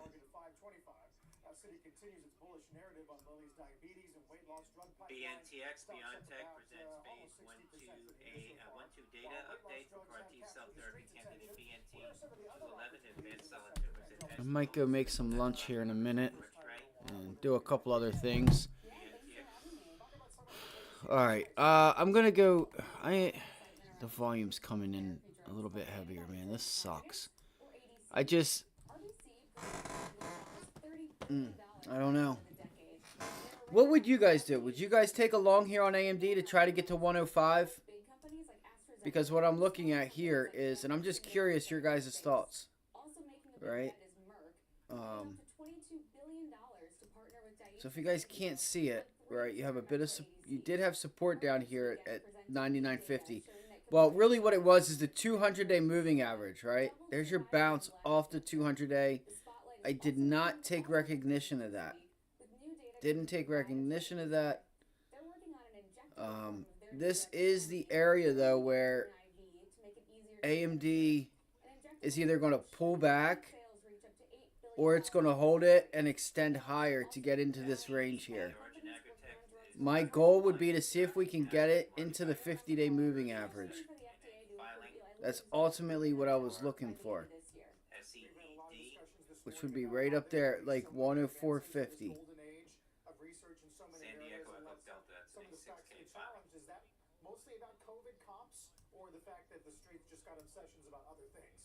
Yeah, I mean, it's so many things right now. People say that innovation is just better than it's ever been, but a mix of things like higher interest rates and also just this COVID fatigue and people so focused on what was COVID and that now obesity drugs sucking up a lot of the oxygen. Seeing latest bill results from the US. US sells $80 billion in 3-month bills at a high rate of 5.31%, better to cover ratio 2.85 times. And for the 6-month bills, US sells $72 billion at a high rate 5.325%, cover 2.7 times.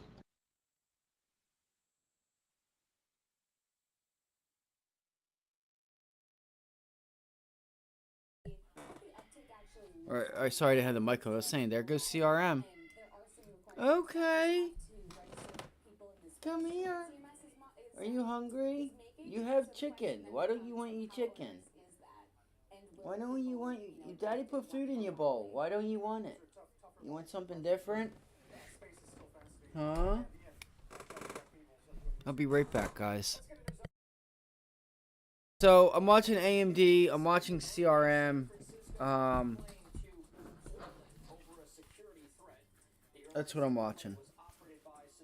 And obviously Tesla. Tesla, CRM, AMD. According to the Seattle Times, citing audio from air traffic controllers.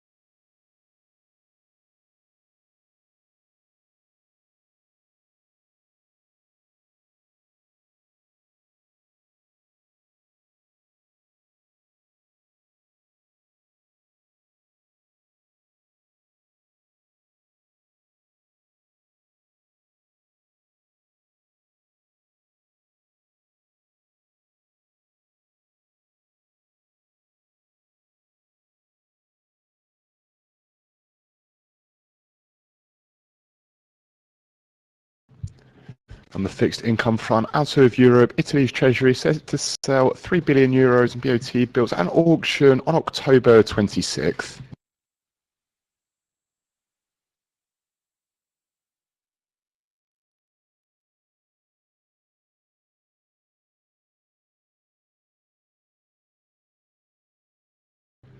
And of note here for Tech Resources, India's JSW Steel CEO says there is nothing concrete in talks with Canada's Tech Resources.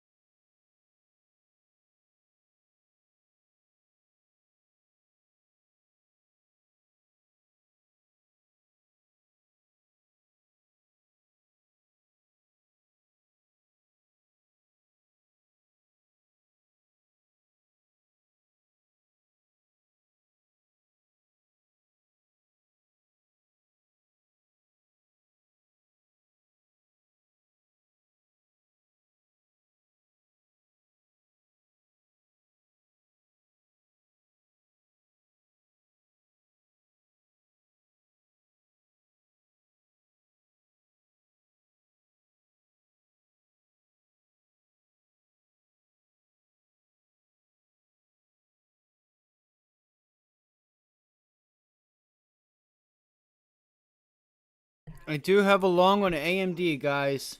I am long AMD. Statement, they said they're resuming negotiations beginning tomorrow. Top execs from the studios, our parent, NBC Universal will all take part. How easily can we rekindle this, Julia? Oh, well, I'm glad to hear they're getting back to the table. There are a lot We'll of see people what happens. concerned about the massive economic impact here. Of course, the Writers Guild has resolved their strike, but if you look at the combination of the Writers Guild and the Screen Actors Guild,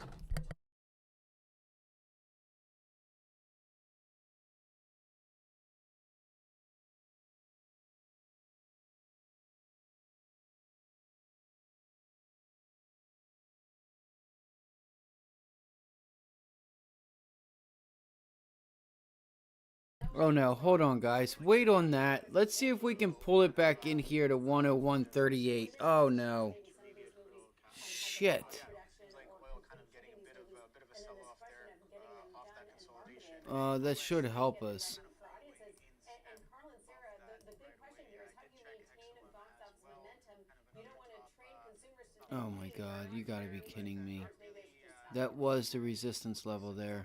we're approaching that time, Julia, where this is going to be like a complete what void? I think that it wouldn't be a complete void, but it would seem Yeah, I need to wait. I need to wait. season for the box office. And if you think about when the summer starts, it really starts at the beginning of May. That's when the sort of summer box office starts. So you're going to have to start marketing I would be patient on that. for that.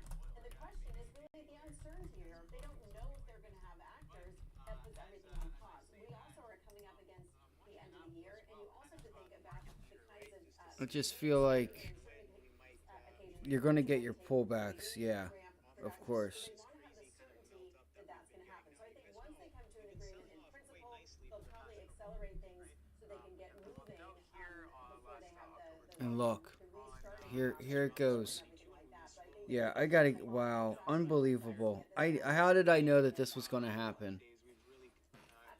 So AMD does have a price target. I just feel like I was buying the highs, and that's exactly what seems to be the case here. Let's see if I can minimize this.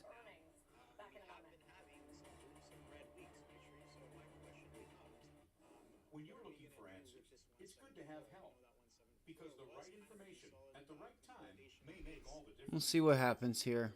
At Humana, we know that's especially true when you're looking for a Medicare supplement insurance plan. Unbelievable. You gotta be shitting me, man. Every Medicare supplement should Unbelievable. be yours free, just for calling the number on your screen. And when you call, a knowledgeable licensed agent producer can answer any questions you have and help you choose the plan that's right for you. The call is free and there's no obligation. You see, Medicare covers only about 80% of your Part B medical expenses. The rest is up to you. That's why so many people purchase Medicare supplement insurance plans like those offered by Humana. They're designed to help you save money and pay some of the costs Medicare doesn't. Depending on the Medicare supplement plan you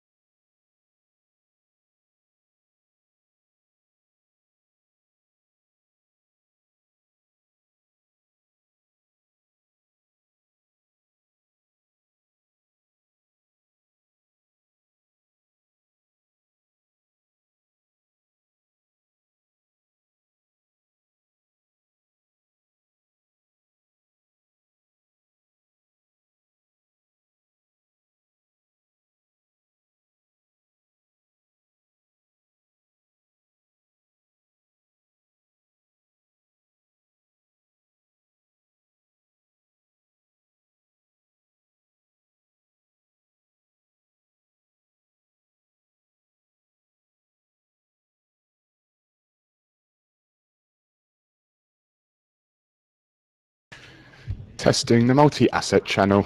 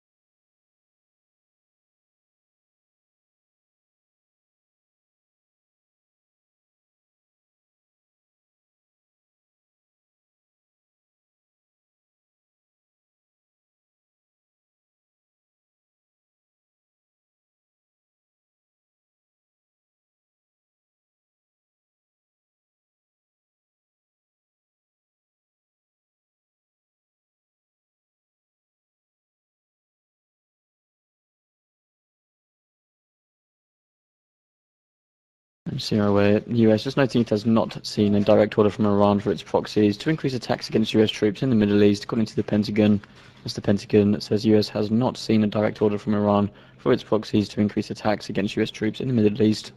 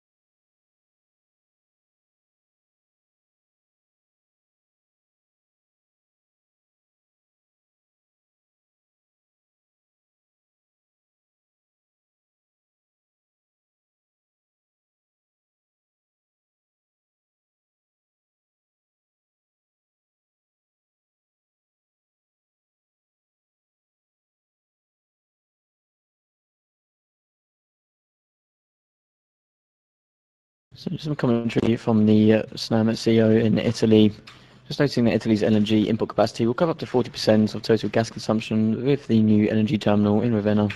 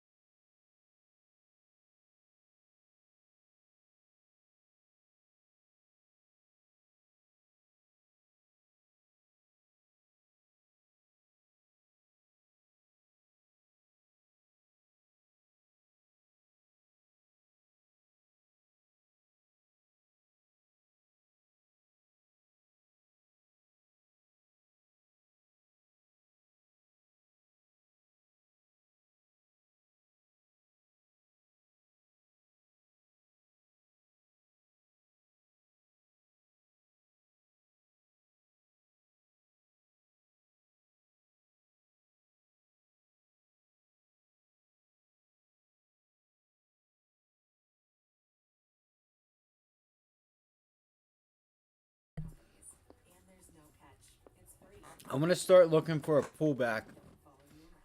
You have a lot of relative strength today, so don't fight the trend.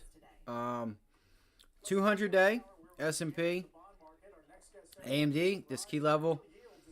I wouldn't trade if I were you guys. I wouldn't even trade if you don't have anything on.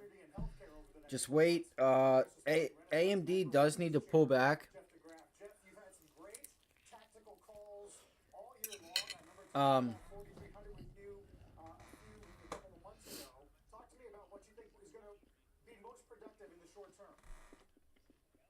it's a great question, Carl. I hope I'm on point here for the fourth quarter. I actually think there are several technical things. What I'm saying is you have a 200-day moving average here. I don't think you're going to get a pullback like clearly off of it in a decent direction. AMD did have a price target upgrade this morning. I'll have to go show you who it was through. Might have been Piper Sandler or something like that. Someone I haven't really heard of. Let's see, cuts. Oh, UBS. Well, it says, so we have two different ones. Hold on.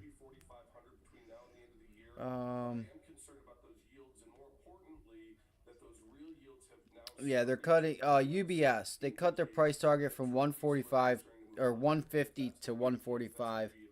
Maintains a buy. So it was a price cut, but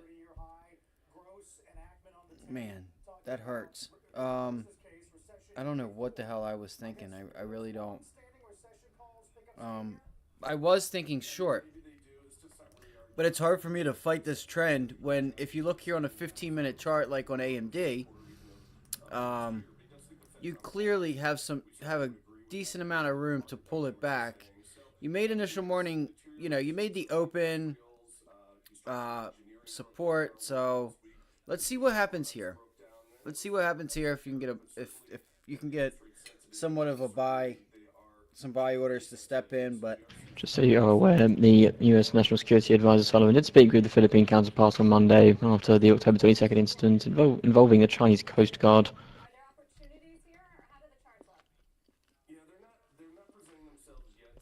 You just have to remember, at any minute, you can get a limit down, and the market can just pull back, and you're like, what the hell just happened? So stick to a stop loss. Be ready at any minute for things to just hit the wire and go crazy. All right, it's important to really recognize what's going on around the world. A bit further, Sullivan, within the call, did note he emphasised the ironclad US alliance commitments to the Philippines. Has come after the weekend reports where the Philippines did state that Chinese Coast Guard intentionally collided with its boats. Let's see here if we can get a start to get a little bit of buying back in here at this level. If not, I'm gonna cut that trade as a loss and pick myself back up for making a stupid ass mistake when initially I said, hey, this could be a really nice short opportunity for a scalp. Not any type of home run, but just to get green, right? Just to get some money in. And look at the SPY starting to try and bounce its way up above the 200.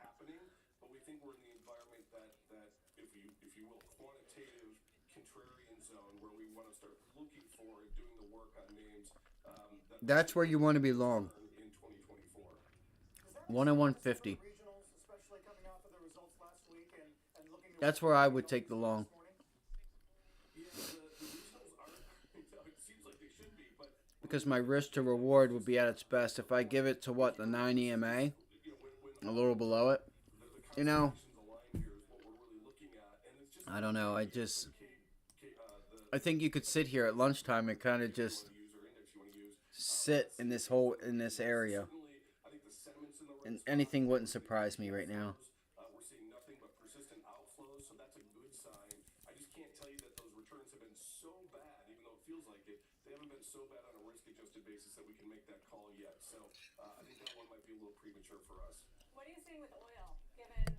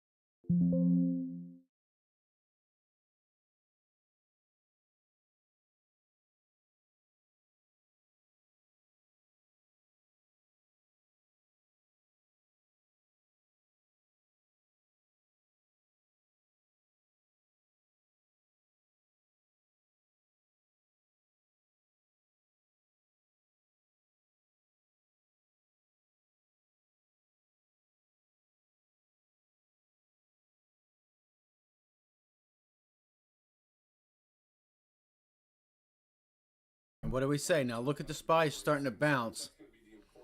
Look at the SPY starting to bounce. Let me go to AMD. Factors that you're seeing in the triple B spreads, but if we start to see that deterioration of credit from those real yields, Wow, that's hilarious. fail, and I think that's going to be an That's so funny. important message for 2024. Right? That's so funny, isn't it? with your help. Thanks as always. Good to see you. Jeff DeGraff. well, the week is just getting started. That volume's pretty low, so. We're going to hear from the big names in tech, starting with Alphabet and Microsoft tomorrow after the bell. We'll get more commentary from Fed Chair Powell speaking Wednesday, though they're in a blackout period, so he can't talk monetary policy. Slew of economic indicators, though, kicking it all off with PMI tomorrow.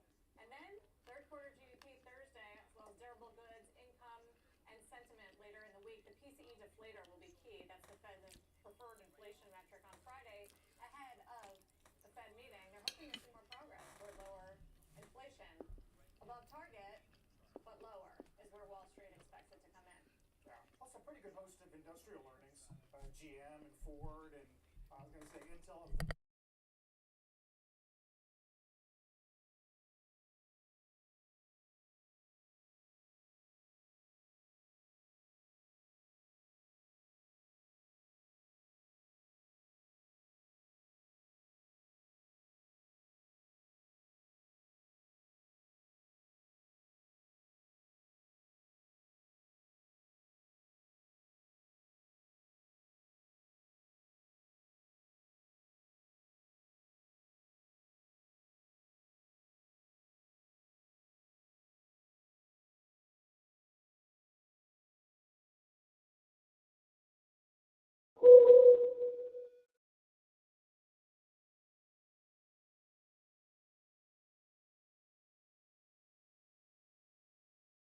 So look for Johnson & Johnson, J&J.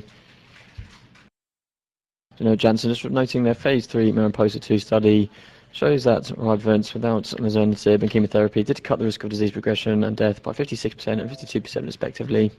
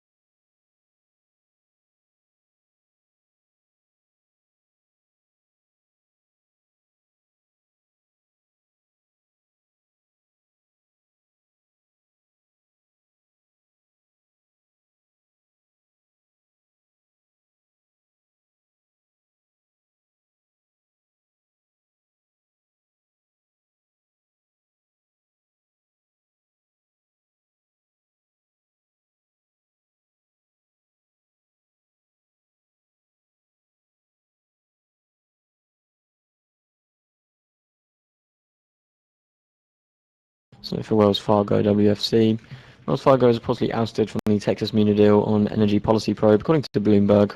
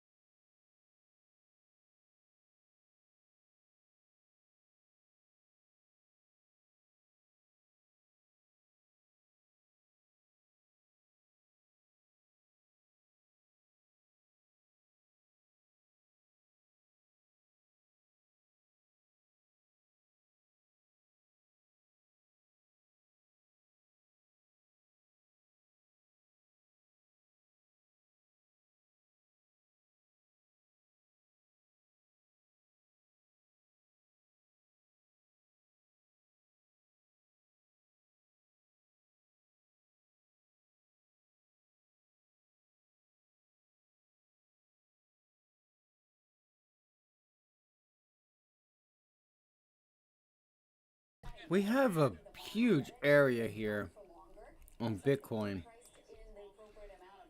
that I feel like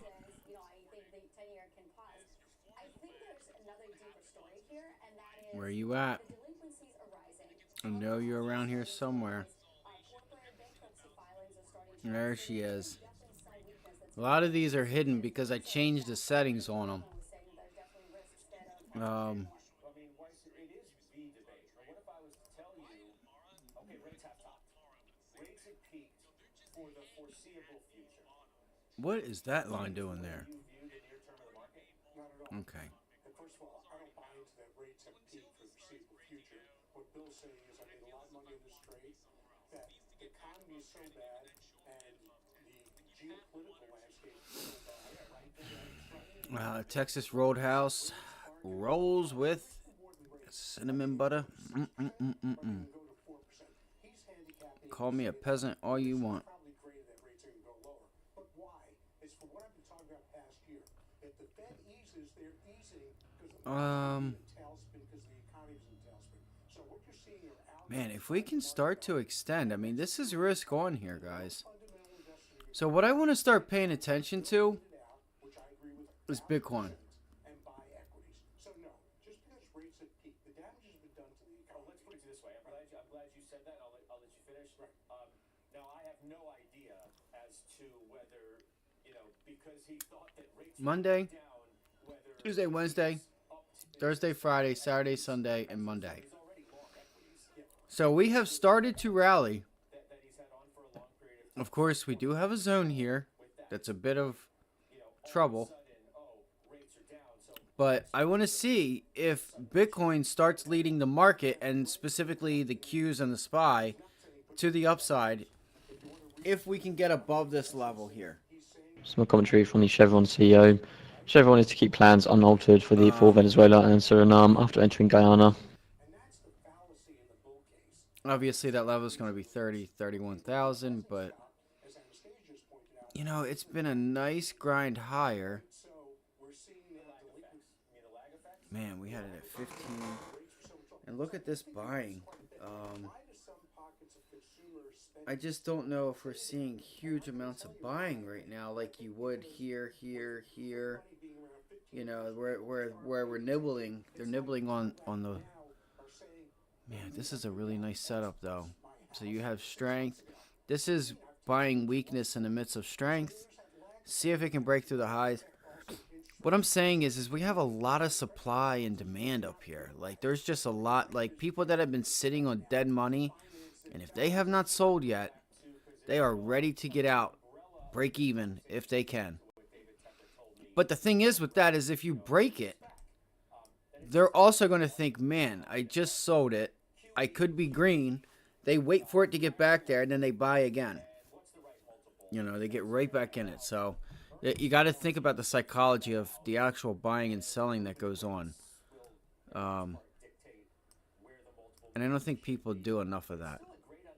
So if somebody bought it here, right, and then it was green, right, and it just did all this, and they never took profits, right? We could, you know, there's a whole thing that I could do on this, because it's just easy for me to say, yeah, they bought it, they never sold it, now they're red, now they're thinking about selling it, and they sell it when they break even. So what I'm saying is, let's just say that happened, right? There's 1,000 different scenarios of buying and selling to come up with. But now it's coming up into this area where you had buyers come in to buy, and now we're coming into it. Can we break it? Right? Can we break it? Or do we start to see some selling start to step in here at like 30, 33, 32.5 area? I'm really curious to see. So like right here, this is actually a perfect example. All right, this is a perfect example. What you have is, let me do a rectangle. You see this here, right? There's your buyers. They bought. What did it do? It went right back to their buying price. Didn't break it. It goes up, and then it pulls back. And then what happens? Now they're red. They're red right here. This is red. It's a consolidation. But it broke their level. The majority of them that bought in that area here and this area here are now red. You get that bounce back to 32.6, 32.5, and what happens? Those buyers become sellers because they do not want to be red, and it breaks down, right? It breaks down off of that level because whoever was bullish is now bearish because it has broken that psychological, 30, 35,000 level. Just doing some dip buying, dip selling. Okay, that's because psychology has changed. So when you get the bounce up, say you get this bounce up and then bang, bounce up, bang, and they really start hammering it down. But the thing is what we're going to start seeing is now that we're back up to this area and all the people that have sold, right? They're going to see that now here's what they're going to think when we come up here. And we start actually closing green and having a, some strength. They're going to say, shit, I sold break even. Like, okay, they tell themselves, I'm only going to buy back in if it gets to my original price.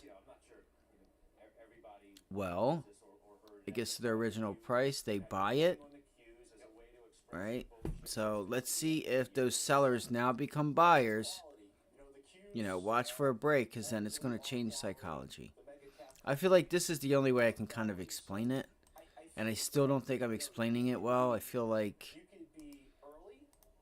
I don't know. I just feel like, it's cool once you understand it, because then you really start to see what goes on in the markets.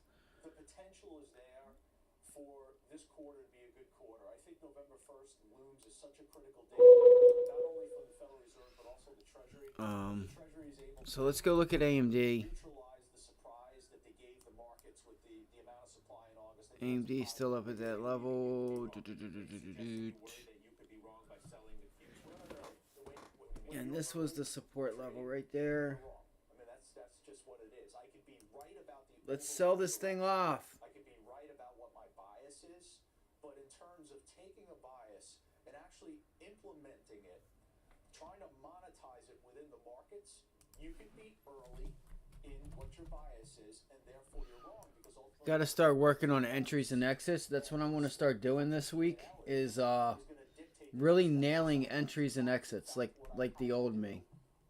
The old me literally would just loved to just enter correctly and exit correctly. More so entering correctly. And I want to work on that this week with you guys. And during show. Pre-show, we're like, okay, NASDAQ is approaching the 200-day moving average, which it hadn't traded below since March. That's 12,700. I need to bring up a During show, NASDAQ reverses another chart of the Qs because I feel like I need to bring up my other computer. I have a Mac and I need to bring it up. That way I can have futures levels ready to go. Just on geopolitics, you're aware, Al Arabia reporting that Hamas handed over a number of foreign hostages within hours. This is a direct translation from one of the Twitter accounts. As Al Arabia, by sources, says Hamas handed over a number of foreign hostages within hours. Again, we did hear earlier that senior Israeli officials did state, citing conversations between the US and Qatar, that Hamas could possibly release about 50 dual national hostages. That was via the New York Times earlier.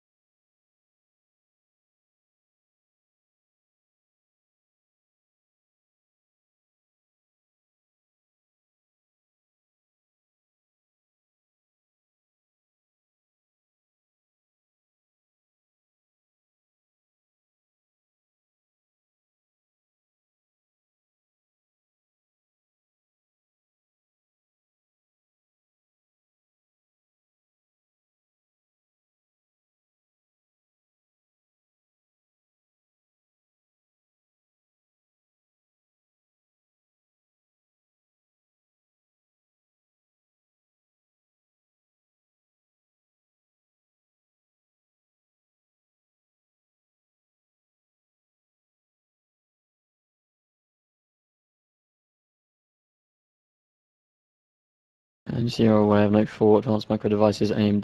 TF International Securities just tweeting, AMD is the FPGA solution provider for IBM's AI inference platform, providing new growth drivers for 2024. Just coming from TF International Securities analyst Ming Chi Kuo.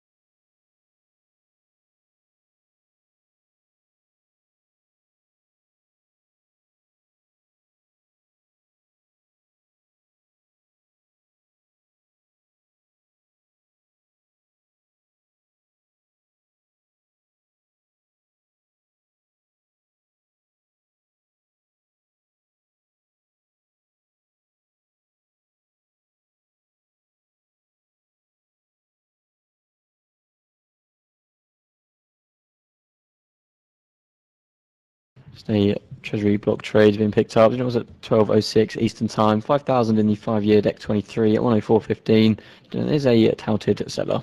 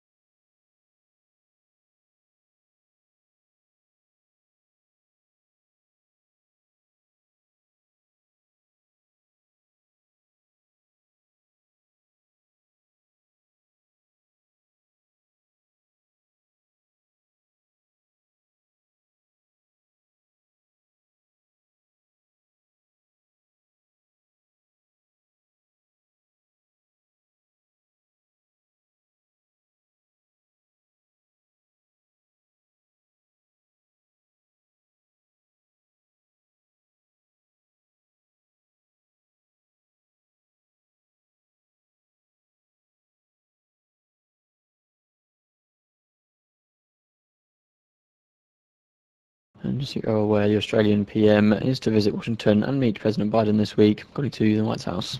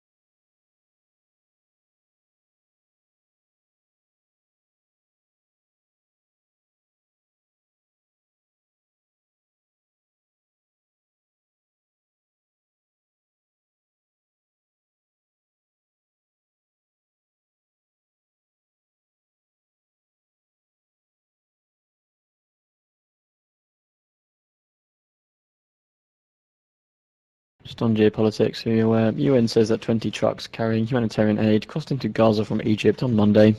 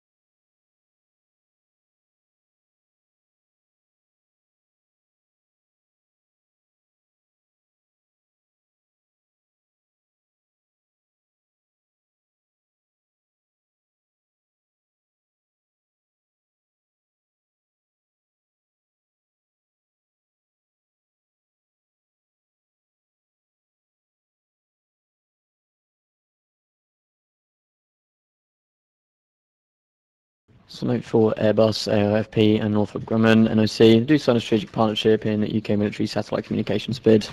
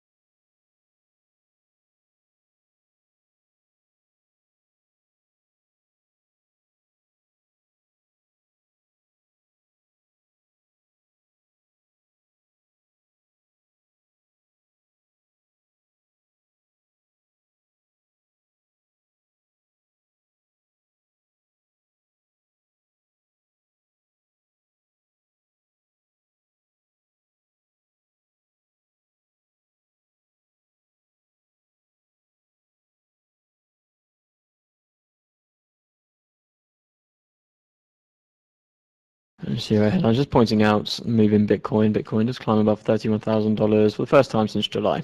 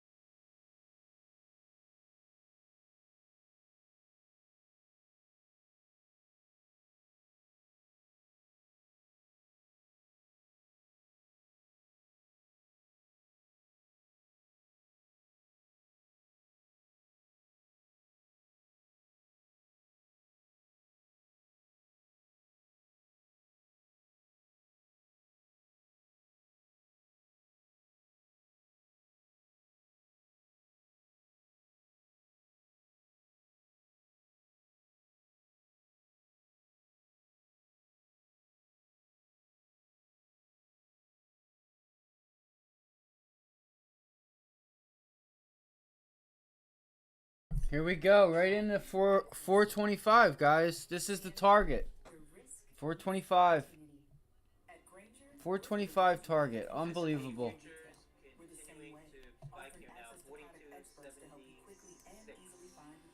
Right here. 425. I try to tell them. We haven't tested it yet.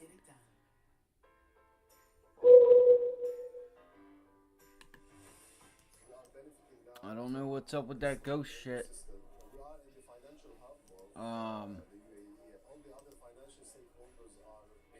Damn.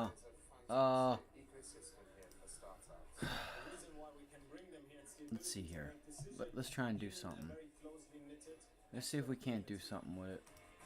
Morgan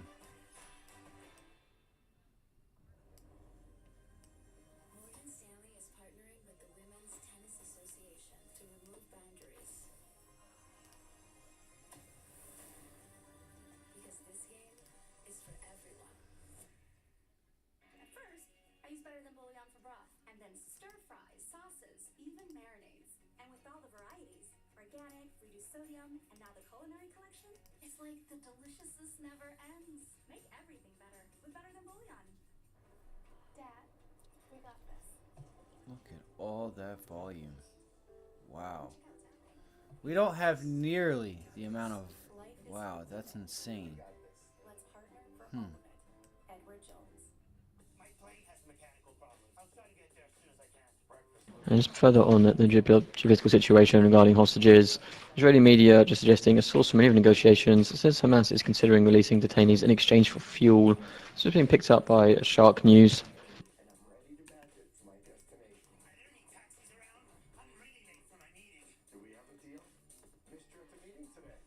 In exchange for fuel. Huh.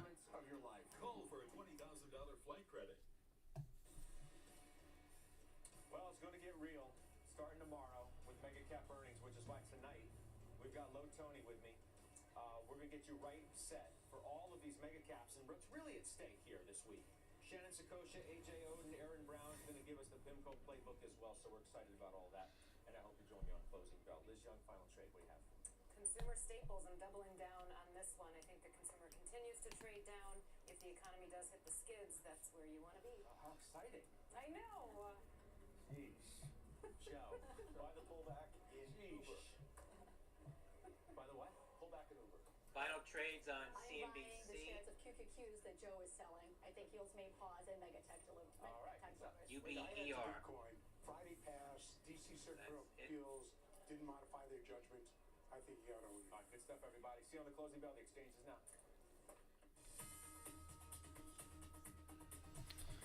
All right. Let me see. I'm gonna go start running through some trade ideas for the afternoon.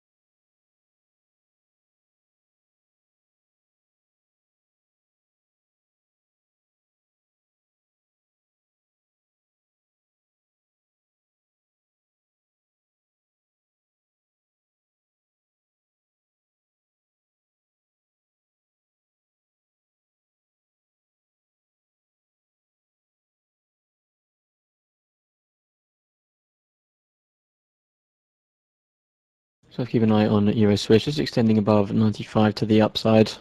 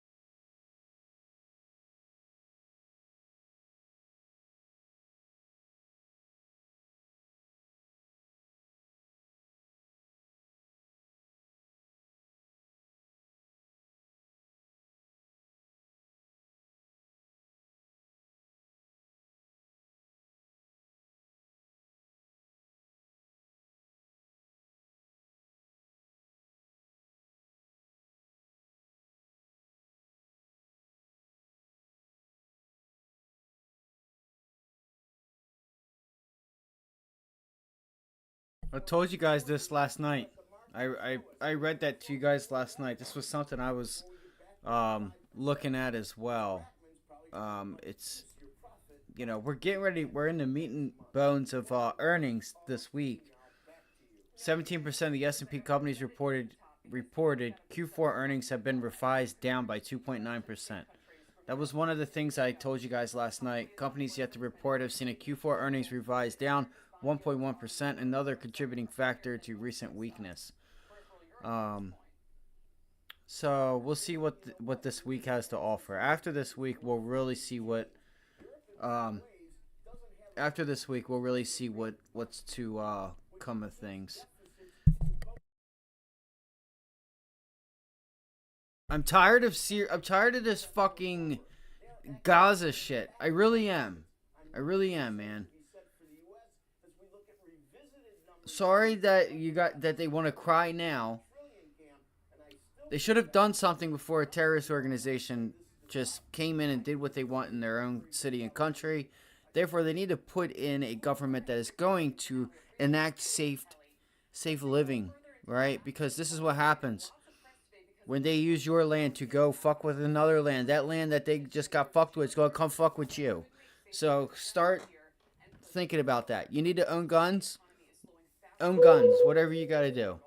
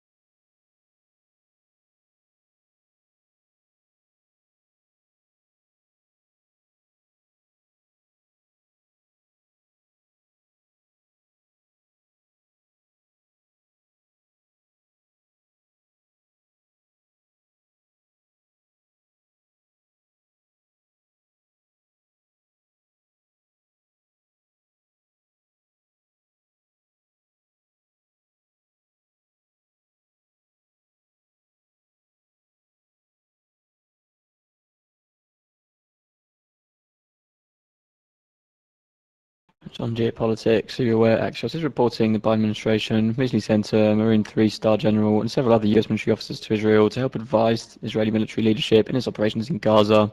According to two US officials and two Israeli officials briefed on the issue, according to Axios.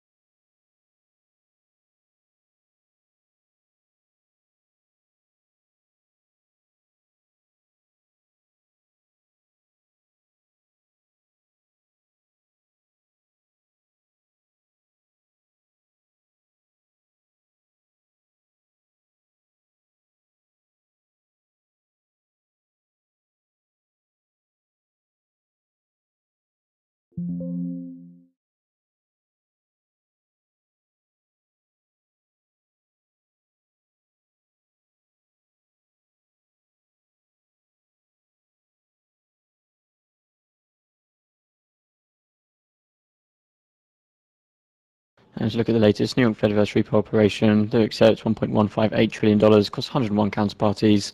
Does compare to Friday's 1.139 trillion across 102.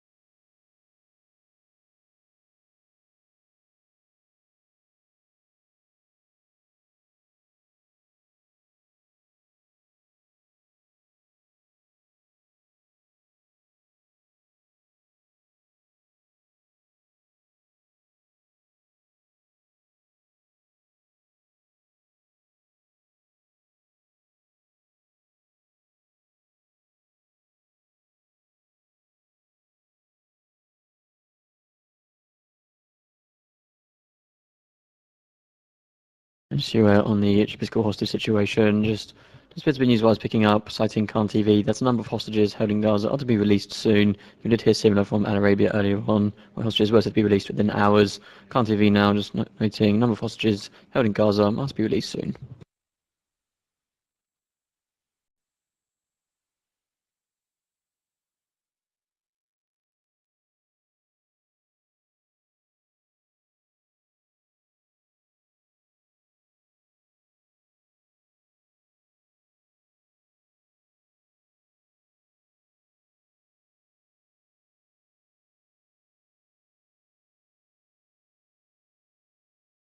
Apologies for some sound issues there. Just to repeat that latest headline there.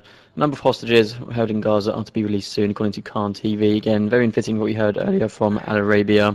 But again, that's Khan TV reporting. A number of hostages held in Gaza to be released soon.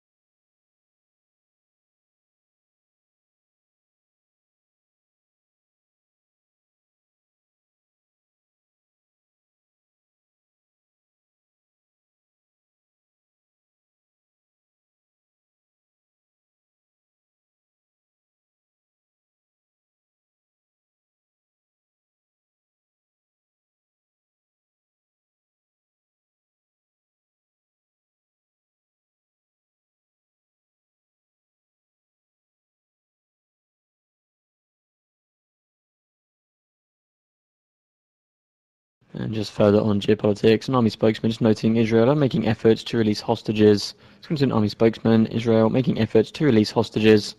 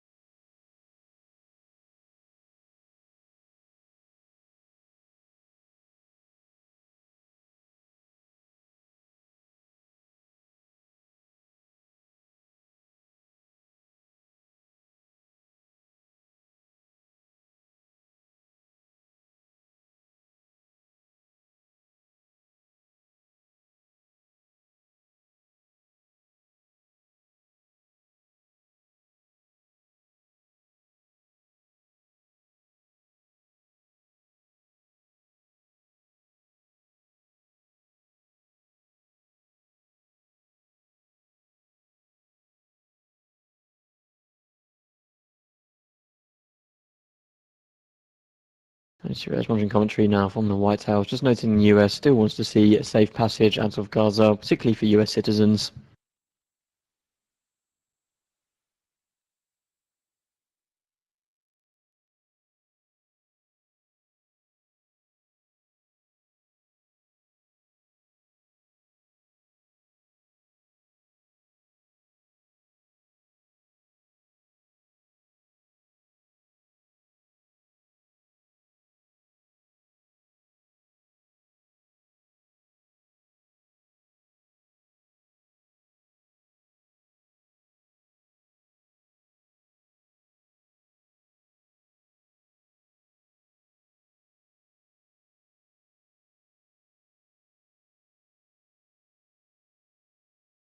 And there's more from the White House. Efforts are continuing, and they are discussing with several parties about the hostages held by Hamas.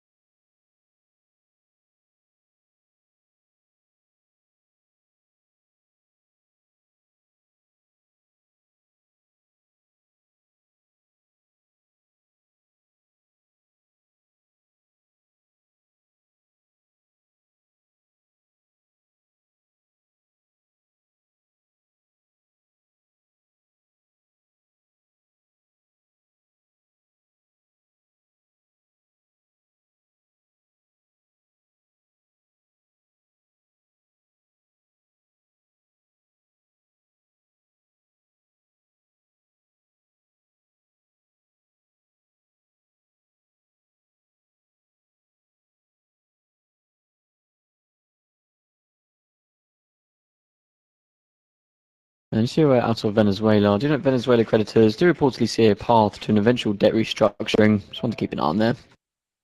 As according to Bloomberg.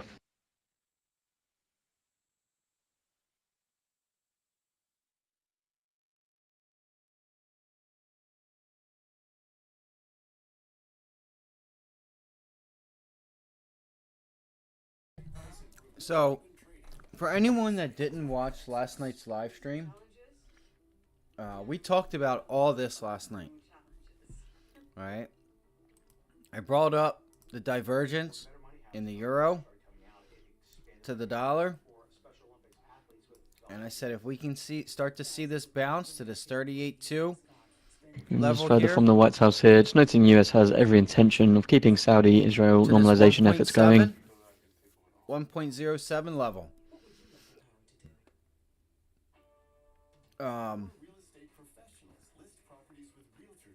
1.076, then we could start possibly seeing the dollar pull back. So now we can start to line trades up.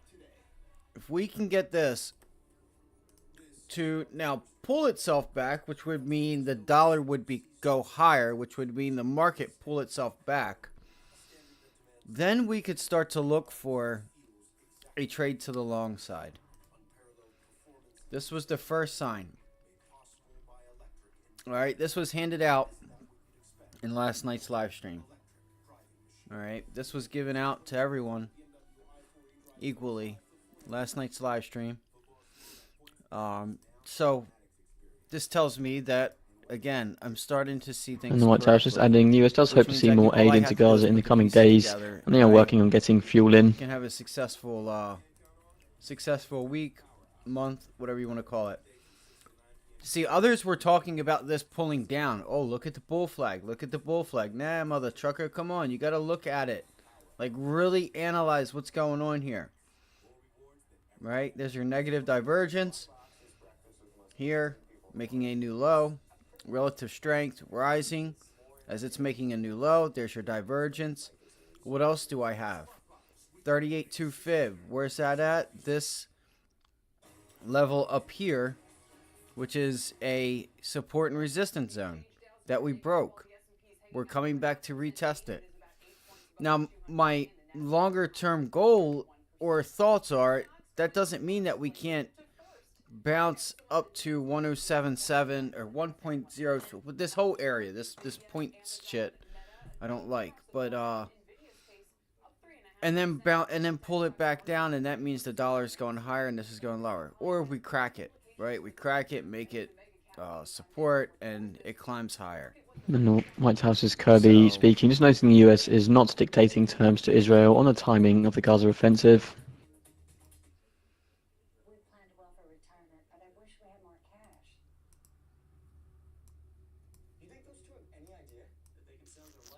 We got a nice thing of volume here, which really helps us with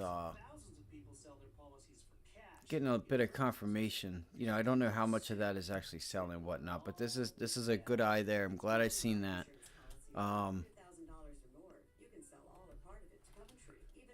So I will remain bullish. I want to wait for this pullback. I want to see if I can let it pull back. Maybe yields get a small bounce.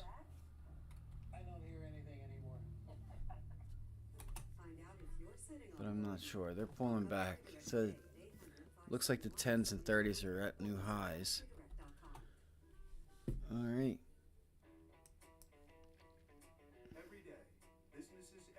And look, there's negative divergence right there on a daily chart.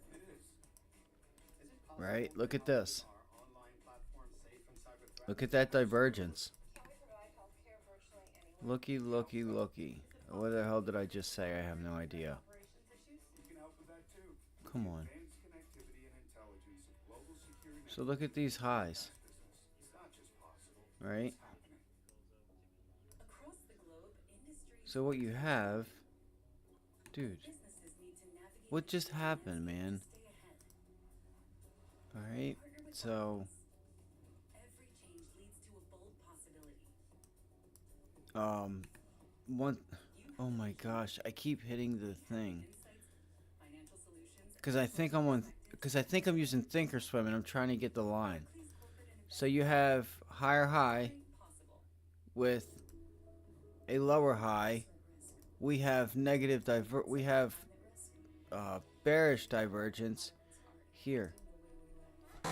Right? So that is giving us a bullish signal in the fucking stock market. Get long or I'll smack the shit out of you. Or don't and lose money. I'm just kidding. I had to wake up. So there you go. It's as easy as that. Do you know how to read a chart?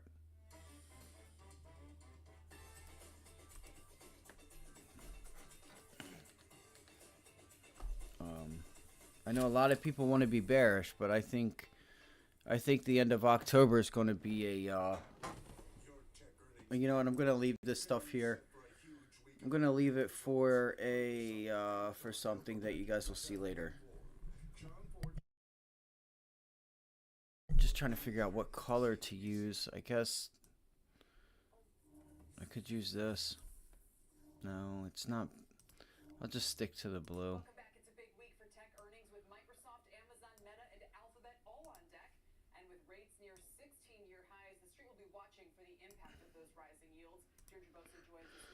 All right, so that's that. It's working out, right? This is what we said yesterday. There were, hold on.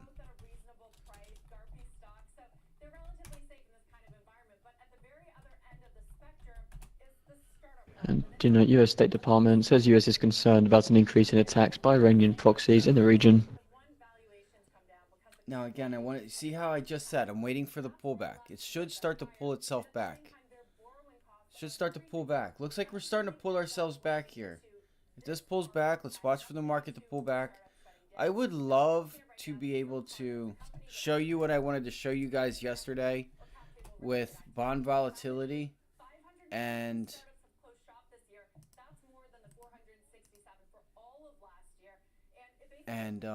So you're aware, the senior Hamas leader tells Sky News that civilian hostages held by Hamas will be released if Israel reduces airstrikes on Gaza, according to Sky News.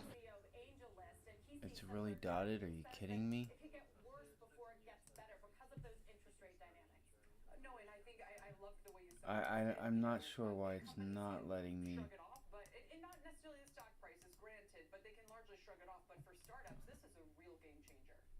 It is, and I want to mention one startup, which is really like the highest profile, one of the highest That's so weird, man. Come on. called Convoy. It's a trucking startup that is backed by. Oh, now it's letting me do it. That's funny. You guys see that? You see how it's letting me do it now? $260 million at a nearly $4 billion Shit. It was on track to bring in $1 billion in revenue annually, and it just completely went under after rounds of layoffs. The CEO essentially told his staff that their Oh well, you guys aren't going to be able to see it. I had it up for myself this weekend, and I had no issues with it. So, but there's a distinct, there's distinct movement between the SPY and options on bond options. So that's a nice bounce. Everything's working out pretty nice. That's a high volume sell off, but I still think if we're just going to simply just use currencies and yields, which I would say dictates the markets more than anything. We had our consolidation up here. Now, one thing I could also do is like how I drew the Fibonacci retracement.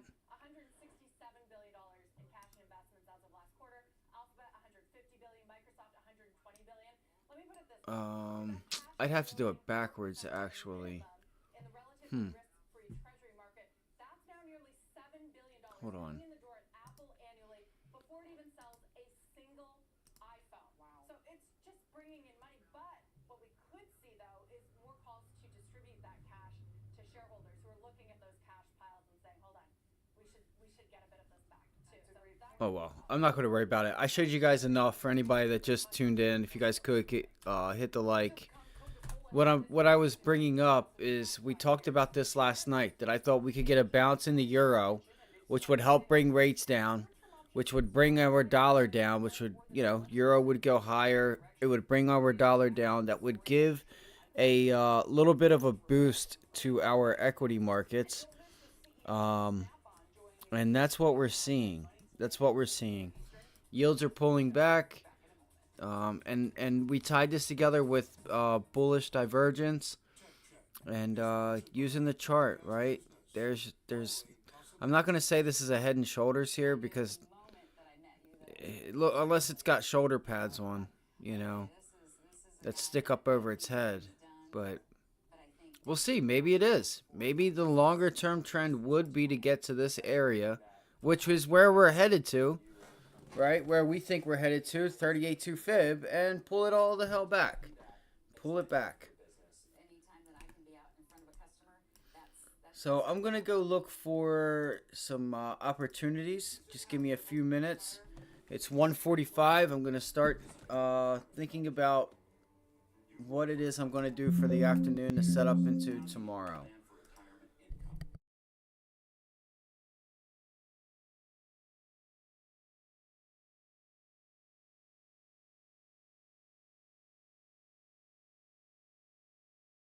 And in the White House's Kirby just confirming the Axios piece that the US has sent a few military advisors to Israel to advise the Israelis. Again, isn't fitting with the Axios sources piece.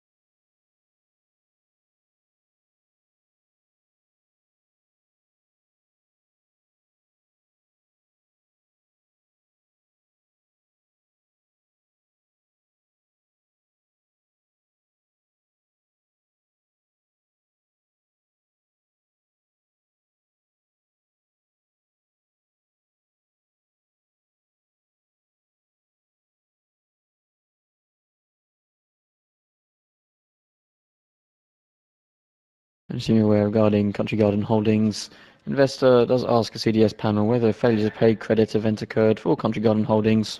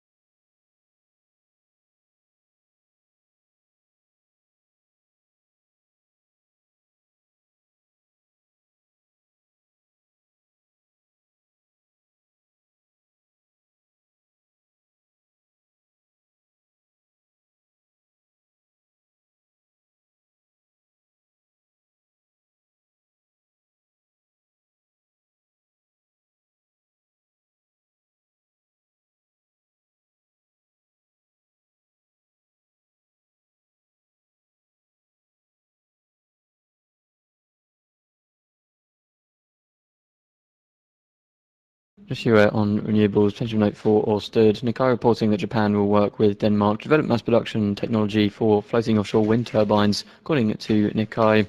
They're seeking to combine the two countries' expertise.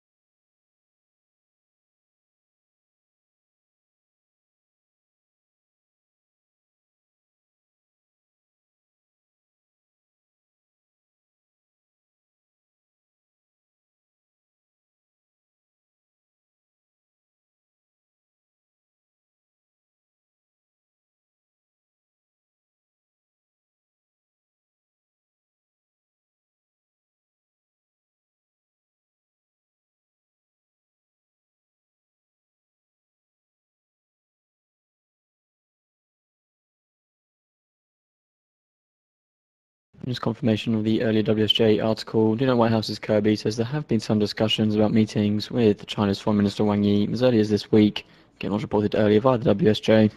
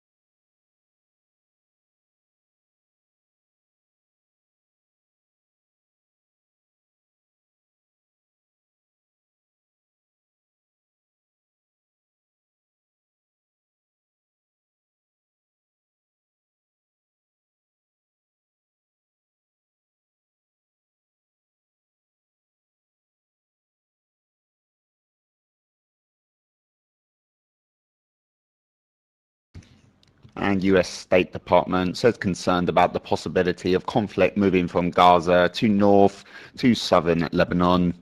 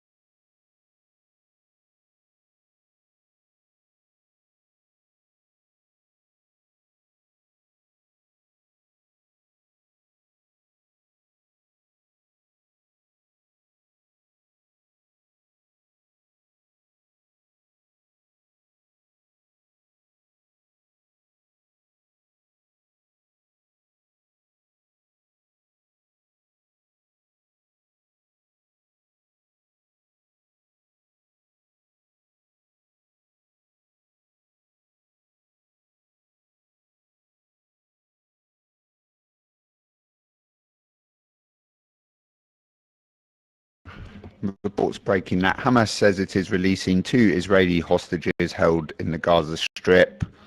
That's despite saying that Israel has refused to accept them. As Hamas saying it released 2 hostages with Egyptian and Qatari mediation.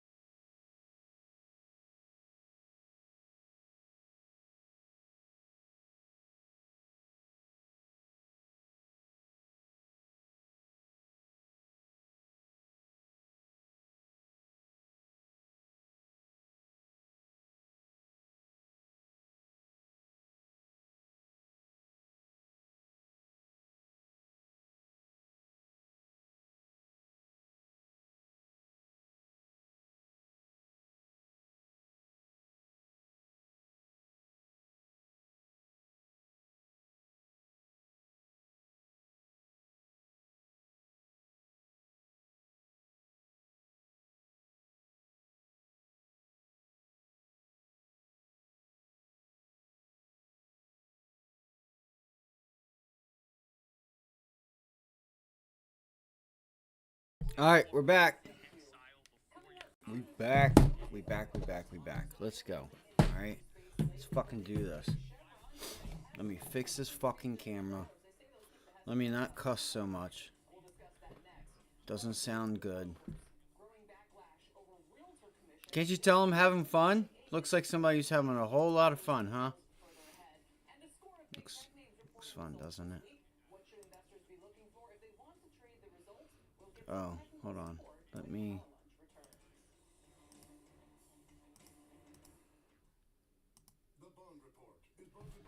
Yeah, she don't want to come on. Hold on, let me unplug.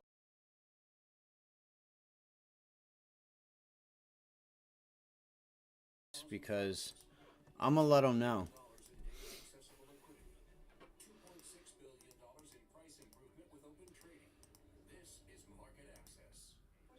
Yeah, not sure what happened. Let's see here. Let's see what we got. What we got going on. I gotta clean my mic too. She's plugged in. Let's go to settings. That is not settings. This is settings.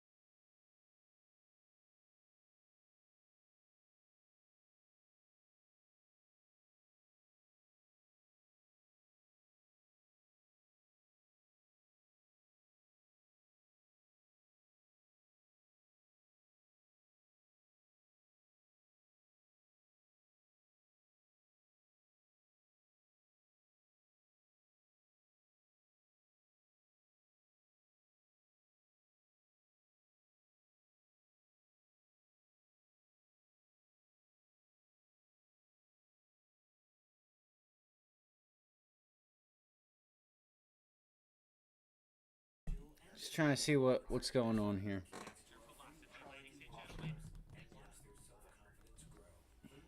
No cameras found, huh? Okay. Okay. That's weird. Hold on.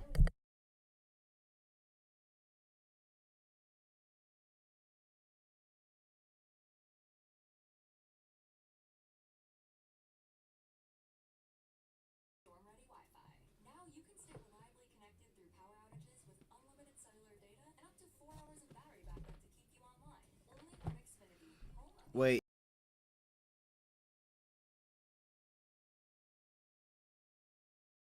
Hold up. That was the mic. That's the mic I'm plugging in and out. Give me 1 second. Hold on.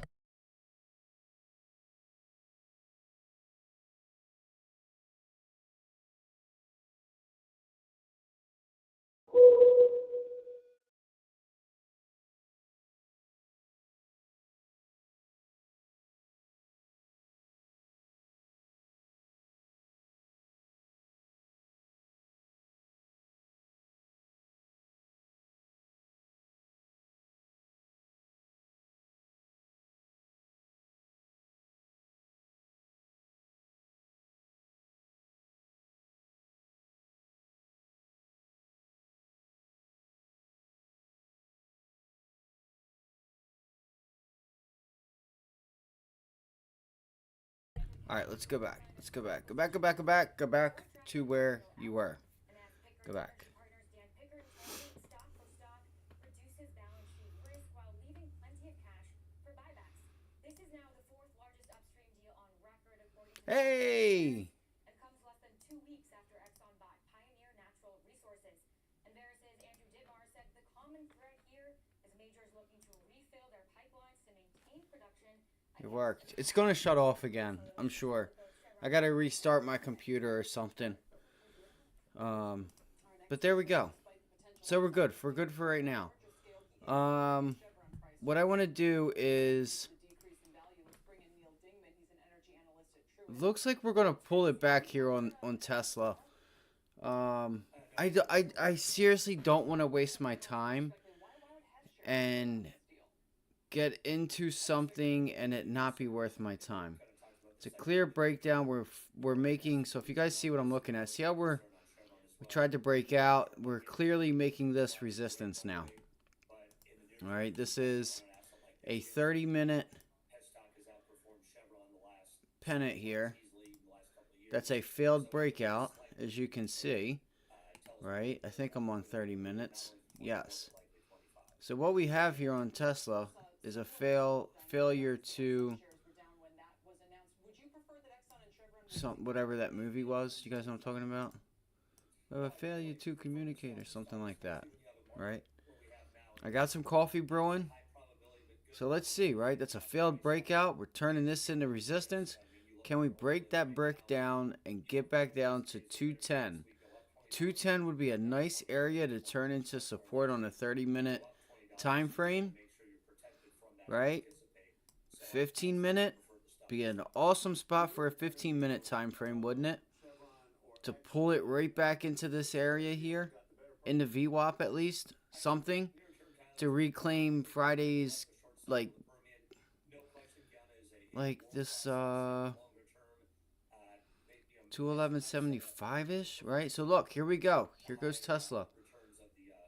Let's see what happens here. So this could be a nice little play here if it works out. Tonight I'm going to change my charts. My charts here in the flexible grid. I'm going to have 1, 2, 3, 4. What's it going to be? 3, 5, 15 daily. That way I can see everything that's going on and you can actually see the bigger picture. I would suggest any of you guys do it. I'm going to change it after we are... Am I muted? Can you hear me now? Hold on, let me see. I'm talking. Hello. Yeah, I'm good. I can hear myself. I had a very small red day because I traded just to trade, and that was AMD. AMD long. It pulled back on me, and I stopped out. I stopped out of it. I lost 10%. I lost about I think I lost about $8 a contract. 10 contracts, about $80 down day. But then add on commissions on that. So, not too bad. The reason why the camera's not working is because I feel like, other than it's a piece of crap, I need to shut it off. I need to turn my computer off, turn everything back Just on. a statement from Stellantis after UAW strike says it is outraged. UAW has chosen to expand its strike. I want to see if I can. If these Tesla contracts are crazy expensive, I'm not going to go Some out comments of my way from to get SEC Commissioner have it Pierce unbelievable. says worries some I feel crypto, pretty confident in some this, SEC and crypto it's action already could have about adverse there. impact. With Pierce saying problematic that Bitcoin products get more SEC scrutiny, and says the application queue is growing post grayscale reversal. So yeah, I was down 8% today on the position. It was probably just under $90. $90 for the loss. And that what's funny about that is I actually let it go a little bit longer than I wanted to. I let it go a little bit longer than I wanted to. And what was going on was that I could tell that even with the rebounding, like it never really rebounded, but it did here. It even went higher. And those options were still less. They were still down. And I got that sense as we were going down here that like, okay, this is a good pullback, but once you started to put this like, I want to say it's like a lower high here. Like you never really got that. I feel like looking at this pullback, it looks normal. but in the same sense, it should have done it here to pull back to here and then went. This to this feels to me it's a little bit too much of a pullback if you're going to have a bullish, if that bullish scenario is going to continue. I feel like that was a little bit too much of a pullback, and I gave it that, and I got to the point where I was like, I'm done. I'm not going to waste any more money on a trade I shouldn't even be in the first place. So I got a little impatient with myself. Seeing the markets do what they did, you know, I guess is why I, you know, felt like I had to do something. And that cost me money, and I don't like that. But it's okay. We're going to get it back. We're going to get it back. We're going to make enough. I'm going to make enough this week that I'm not even going to have to worry about that. But yes, it will be factored into my end of week, end of month P&L. Tesla. I don't really, unless, do you guys see anything that's moving right now? I know INVO was one. I'm going to go grab a cup of coffee. It's 2:23. This thing looks like it wanted to, is it? Okay, there's just nobody trading it. Alright. I was thinking a short here, but I was also thinking long. This thing was up 200, like right now it's up almost 300%. Pretty crazy. I don't know what the float is. I'd have to look. But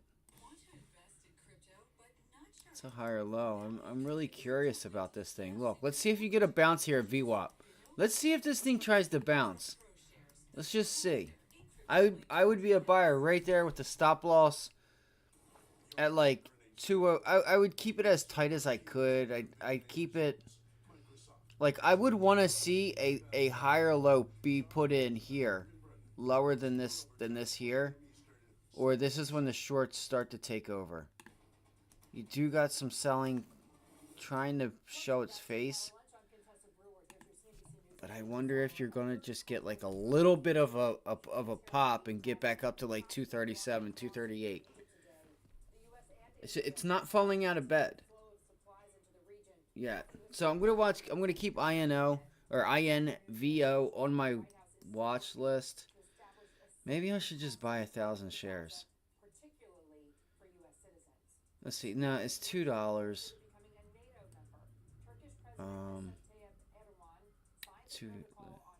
200 shares. I could buy 200 shares. And just keep the risk down. That'd be like $400 and some dollars and the commissions.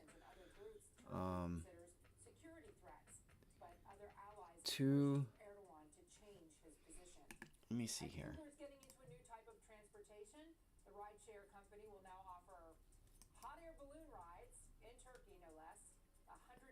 So that's 10. So that's 10%. See, I'd have to have like 1,000 shares to make it worth it. You know, like 1,000, even $1,000.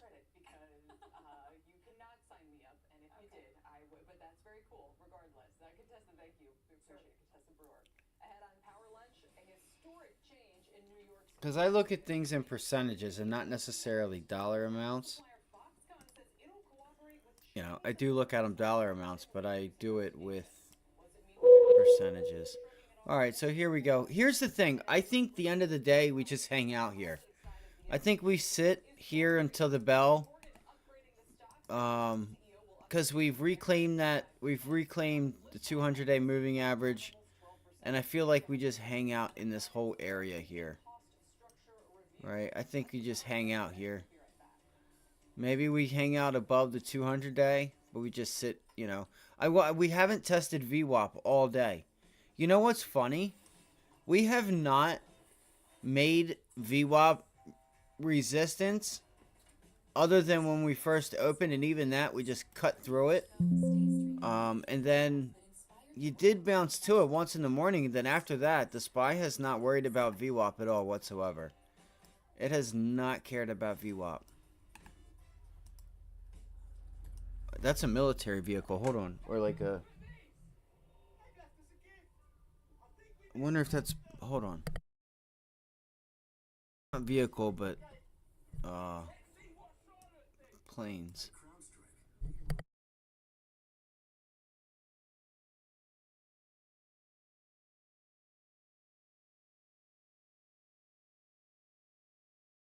It's already gone. I'm gonna go ahead and grab a cup of coffee real quick that I just put on, and I will be right back. Nothing like being there. At National, you can skip the counter and choose any car in the aisle. Even manage your rental right from the app. So you can give some quality time to a quality cause. Swing by to see one more customer. And really get down to business. Go National. Go like a pro.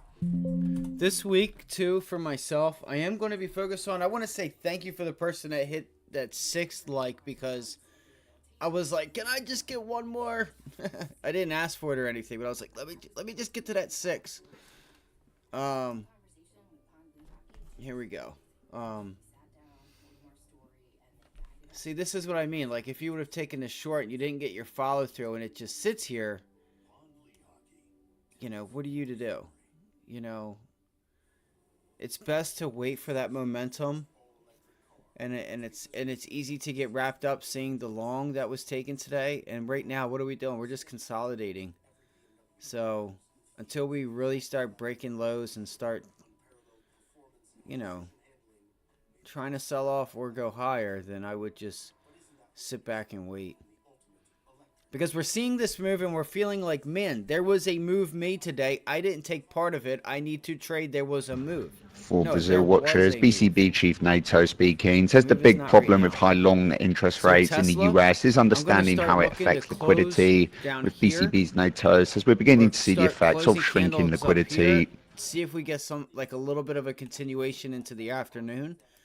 The market has moved a lot already. It may take a breather until tomorrow and into the Wednesday. And coming into Wednesday with Microsoft earnings, Google, and stuff like that. I am Just really keeping freaking eyes on stoked. fixed income T-notes, looking like they might stretch a new high here, matching earlier highs of 106.15. And as we do hit that level, keeping eyes About on dollar calling the yen, dollar that is and looking like it yields may stretch for out a that new pullback. low, currently at 149 at 63 on my screen. I was thinking about getting like a Skype game or something, like a game or something going on. This fucking thing. I'm sick of it. I'm sick of this thing. Other developed countries, meanwhile, broker fees are usually 2% or even less. The real estate All board right. in New York just announcing that it's going to I would like to see continuation, like a drop here on the SPY, for me to. And I just don't think we're gonna get it. I think like if you didn't take part in the long, you're shit out of luck. So don't do anything stupid, because you're not getting the continuation you think you're gonna get.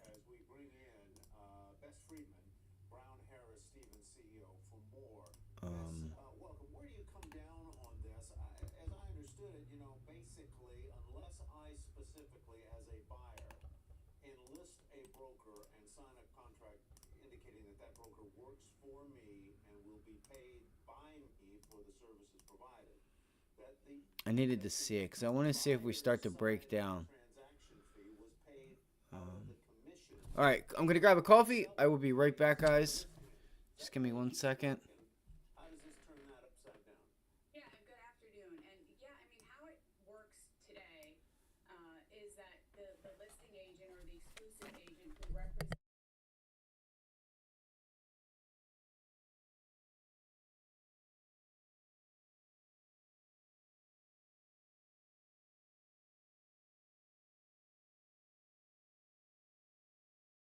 I just seen WTI futures. They settled down $2.59 at $85.49 per barrel.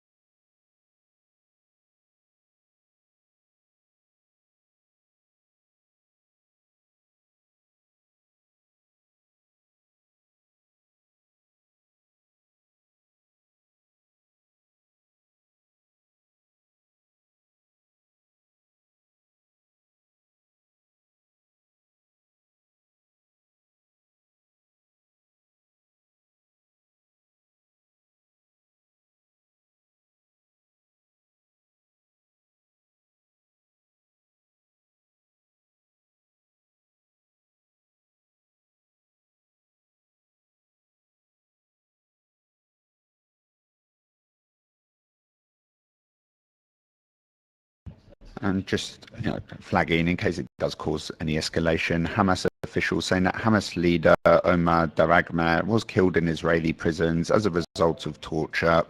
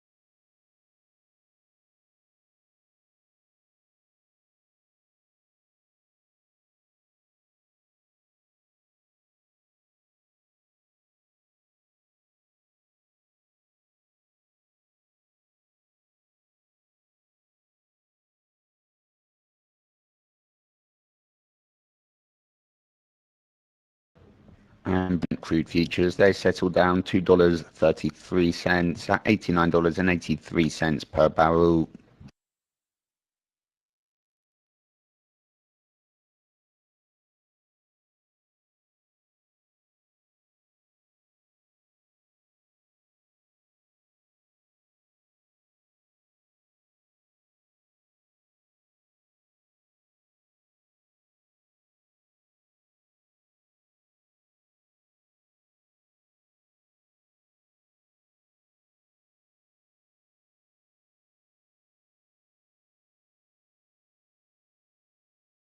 And via Bloomberg's Jennifer Jacobs, citing White House defense spokesperson Kirby, says the president has asked additional military forces to the region, and more forces will be coming in days and weeks ahead, trying to deter any actor from widening or deepening the conflict.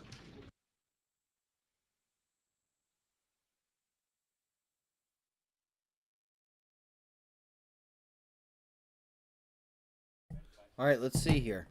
Let's see what we got going on. Other than the piece of shit Logitech camera that's a freaking needs to get thrown in the trash. Like, it's so funny. It's so bad. Why would it do that? Like, seriously, why would it just completely disconnect? Just seen every now time? that Israeli sources confirm Hamas release of 2 detainees. And they are Israel. 2 Hamas detainees who are Israel. It does say Israel has not yet received those detainees. Come here, love bug. Come up here and sit with me. So, guys, see what I mean with Tesla? How it didn't break itself down a little bit. That was my point. That I figured we could get. Here's what I'm also thinking about. Let's not forget about move to moves, right? Come here. Come here. Where you go? Come here. The question is whether demand can hold up, whether services can grow enough to keep Apple and return Apple to growth. We also know Tim Cook was just there again. Last week. And then we get these reports about whether the Jon Stewart show was canceled over some of its comments about China or whatever it was planning to say. And AI. Exactly. So is there a bit more activity now because perhaps all of this is coming at, you just wonder about the timing of all of these events. Is there really a pickup here in the way, or maybe the degree to which the Apple-China relationship isn't as comfortable as it used to be? I don't know. But they both need each other too. So we talk about this a lot because Apple provides gobs of jobs. They literally bus people into these iPhone factories from rural China into the Shanghai or wherever they build these iPhones. They need those people employed too. So that's why I kind of view this as saber rattling because they're not necessarily taking an action, but it's kind of like I was saying in the break. Nice iPhone you got there. Shame that they it's kind of letting them know who's in control here, which is really interesting. It's those jobs, but it's also clear young people don't always want those jobs anymore, and the leadership is trying to signal. We have a guest. Be our guest. Okay, baby, hold on. I gotta get the chair. Okay, hold on, baby, hold on. Hold on, let Daddy do this. Hold on. Hold on, Daddy got it. So, we have a surprise. She's just dying to get down. You're so soft. Daddy gave you medicine yesterday and you're so soft today. For Bitcoin, SEC told next steps to tweak with Grayscale Bitcoin ETF plans, where Grayscale gets court order in fights with SEC over Bitcoin ETF. Grayscale court ruling sends Bitcoin ETF approval back to the SEC. Seen a bit of downside in Bitcoin as these Bloomberg reports hit. I think the best thing to do is wait and don't even try and get cute with this market. The move's been made. Unless we have like some small caps that are going that I don't know about. I just don't think. Okay, look. And INVO did do the thing. Shat.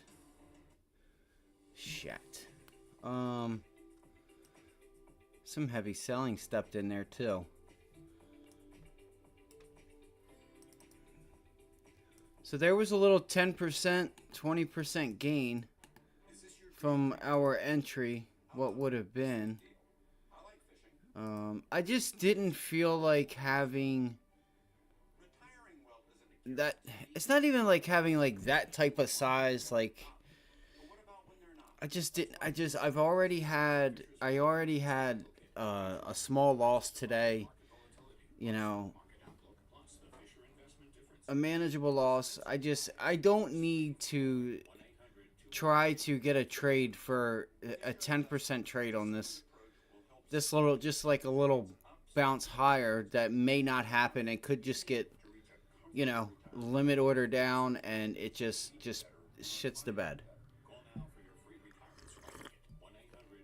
But again, I still felt like there is some momentum here to the upside. I could go in small. I don't think there's a catalyst unless you guys know if there's a catalyst or not. I don't think there is.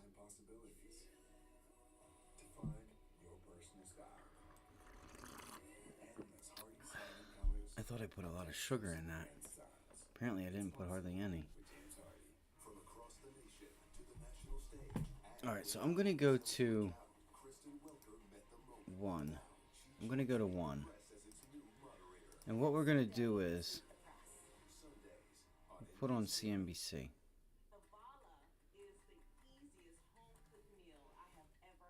Alright, and look, the camera feels like it's wanting to work now. That's hilarious, isn't it? Isn't that funny how that works? And then it just turns off. That's so funny. That's so funny.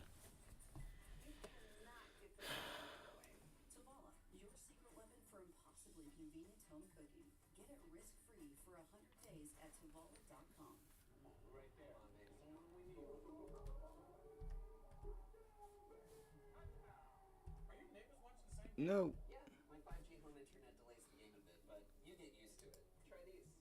They're noise-canceling earmuffs. I stole them from an airport. It's always something with you, man. Greek salad? Exactly! Don't delay the game with Verizon or T-Mobile 5G home internet. Catch up on the Xfinity 10G network. Welcome back to Power Lunch, everybody. Time for some technical support. Today we asked our technician to pick 3 stocks she's watching ahead of earnings. Today's focus will be on 3 of those magnificent 7 tech stocks. Here to chart them, Jessica Inskip, Director of Product with Options Play. Welcome, Jessica. Good to be with you. Great to be back, Shall we Tyler. start Thank you. with, I guess you could say the granddaddy of them all. That's Microsoft. That it is. So they all have very similar themes, which I find interesting. But this one I wanted to do Oh, a daily chart. hello. This is where the support. Well, hello there. And you'll notice that all of the mega 7 are finding support. Y'all about to find out. Which I find very Y'all about to find out. and Watch. cognizant to watch. So we're at Y'all about to find out real quick. now. It's long as we hold this from earnings, then we've got upward momentum to 340. Welcome back to Power Lunch, everybody. Time for some technical Excuse me, support. I didn't Today do we that, asked our but y'all about technician to to find pick out real 3 quick. stocks she's watching ahead of earnings. Today's focus will be on 3 of those magnificent 7 tech stocks. Here to chart them, Jessica Inskip, Director of All Product 4 of with y'all? Options Y'all about to Play. find out. Welcome, Jessica. Good to be with you. Great to be back, Shall we Tyler. start Thank you. with, I Why, guess you hello. could say the granddaddy of Goddamn. them all. That's Microsoft. That it And is. So they all have very similar themes, which I find interesting. But this one I wanted to chart a daily chart. This is where the support It's is, not nice, right I at guess, 325. And you'll notice that all of the Sorry for being mega a creature of 7 habit. are finding support on moving averages, which I find very important and cognizant Let's see to what she watch. So has we're to at say, though. 325 Microsoft. right now. As long as we hold sure she's this very from smart. earnings, then we've got upward momentum to 340 and then again to 350. If not, then we are testing this lower level, which is lower of 300. So you would be bullish on this from what you see. I would. This is the ample She buying was long opportunity as long GME. as it I holds can this tell with line. those If it does trend not hold lines. this line, She then was that's when we long flip to bearish. GameStop. All right, let's move on to the next one is Alphabet.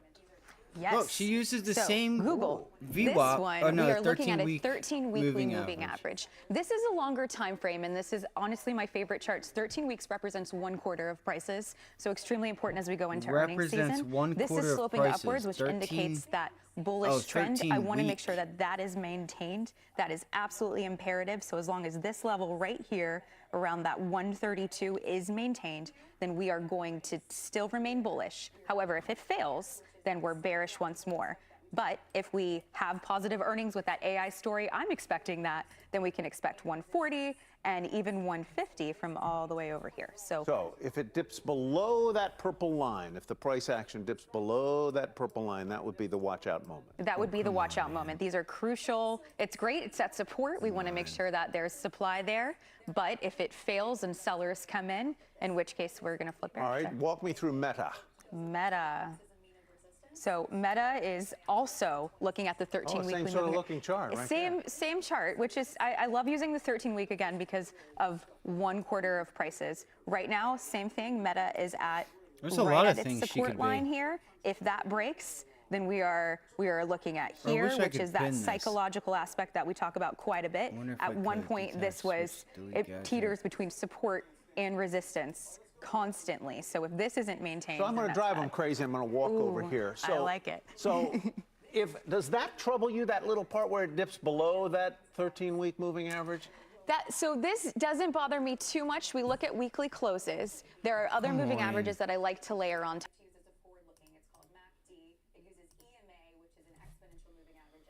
But it acts as a mean.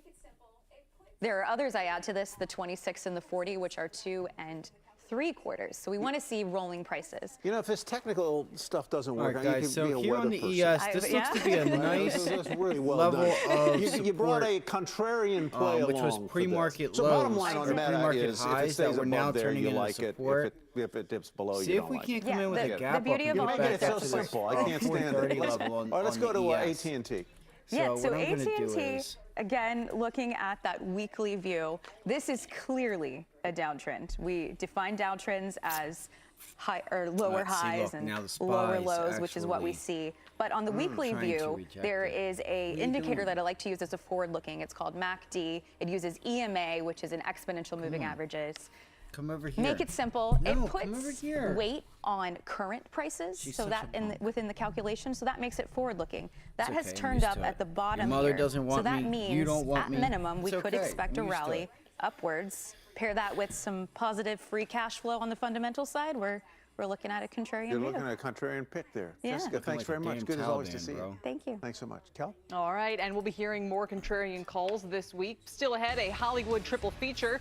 3 big headlines are trending out of Tinseltown today. We've got all of the key details after a quick break.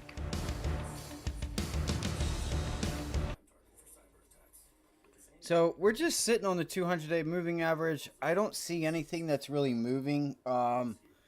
So you guys may not hear anything from me unless you guys have like charts or anything you guys want to go over, questions, you know, things like that. Let's look and see what gold and silver and stuff's up to today.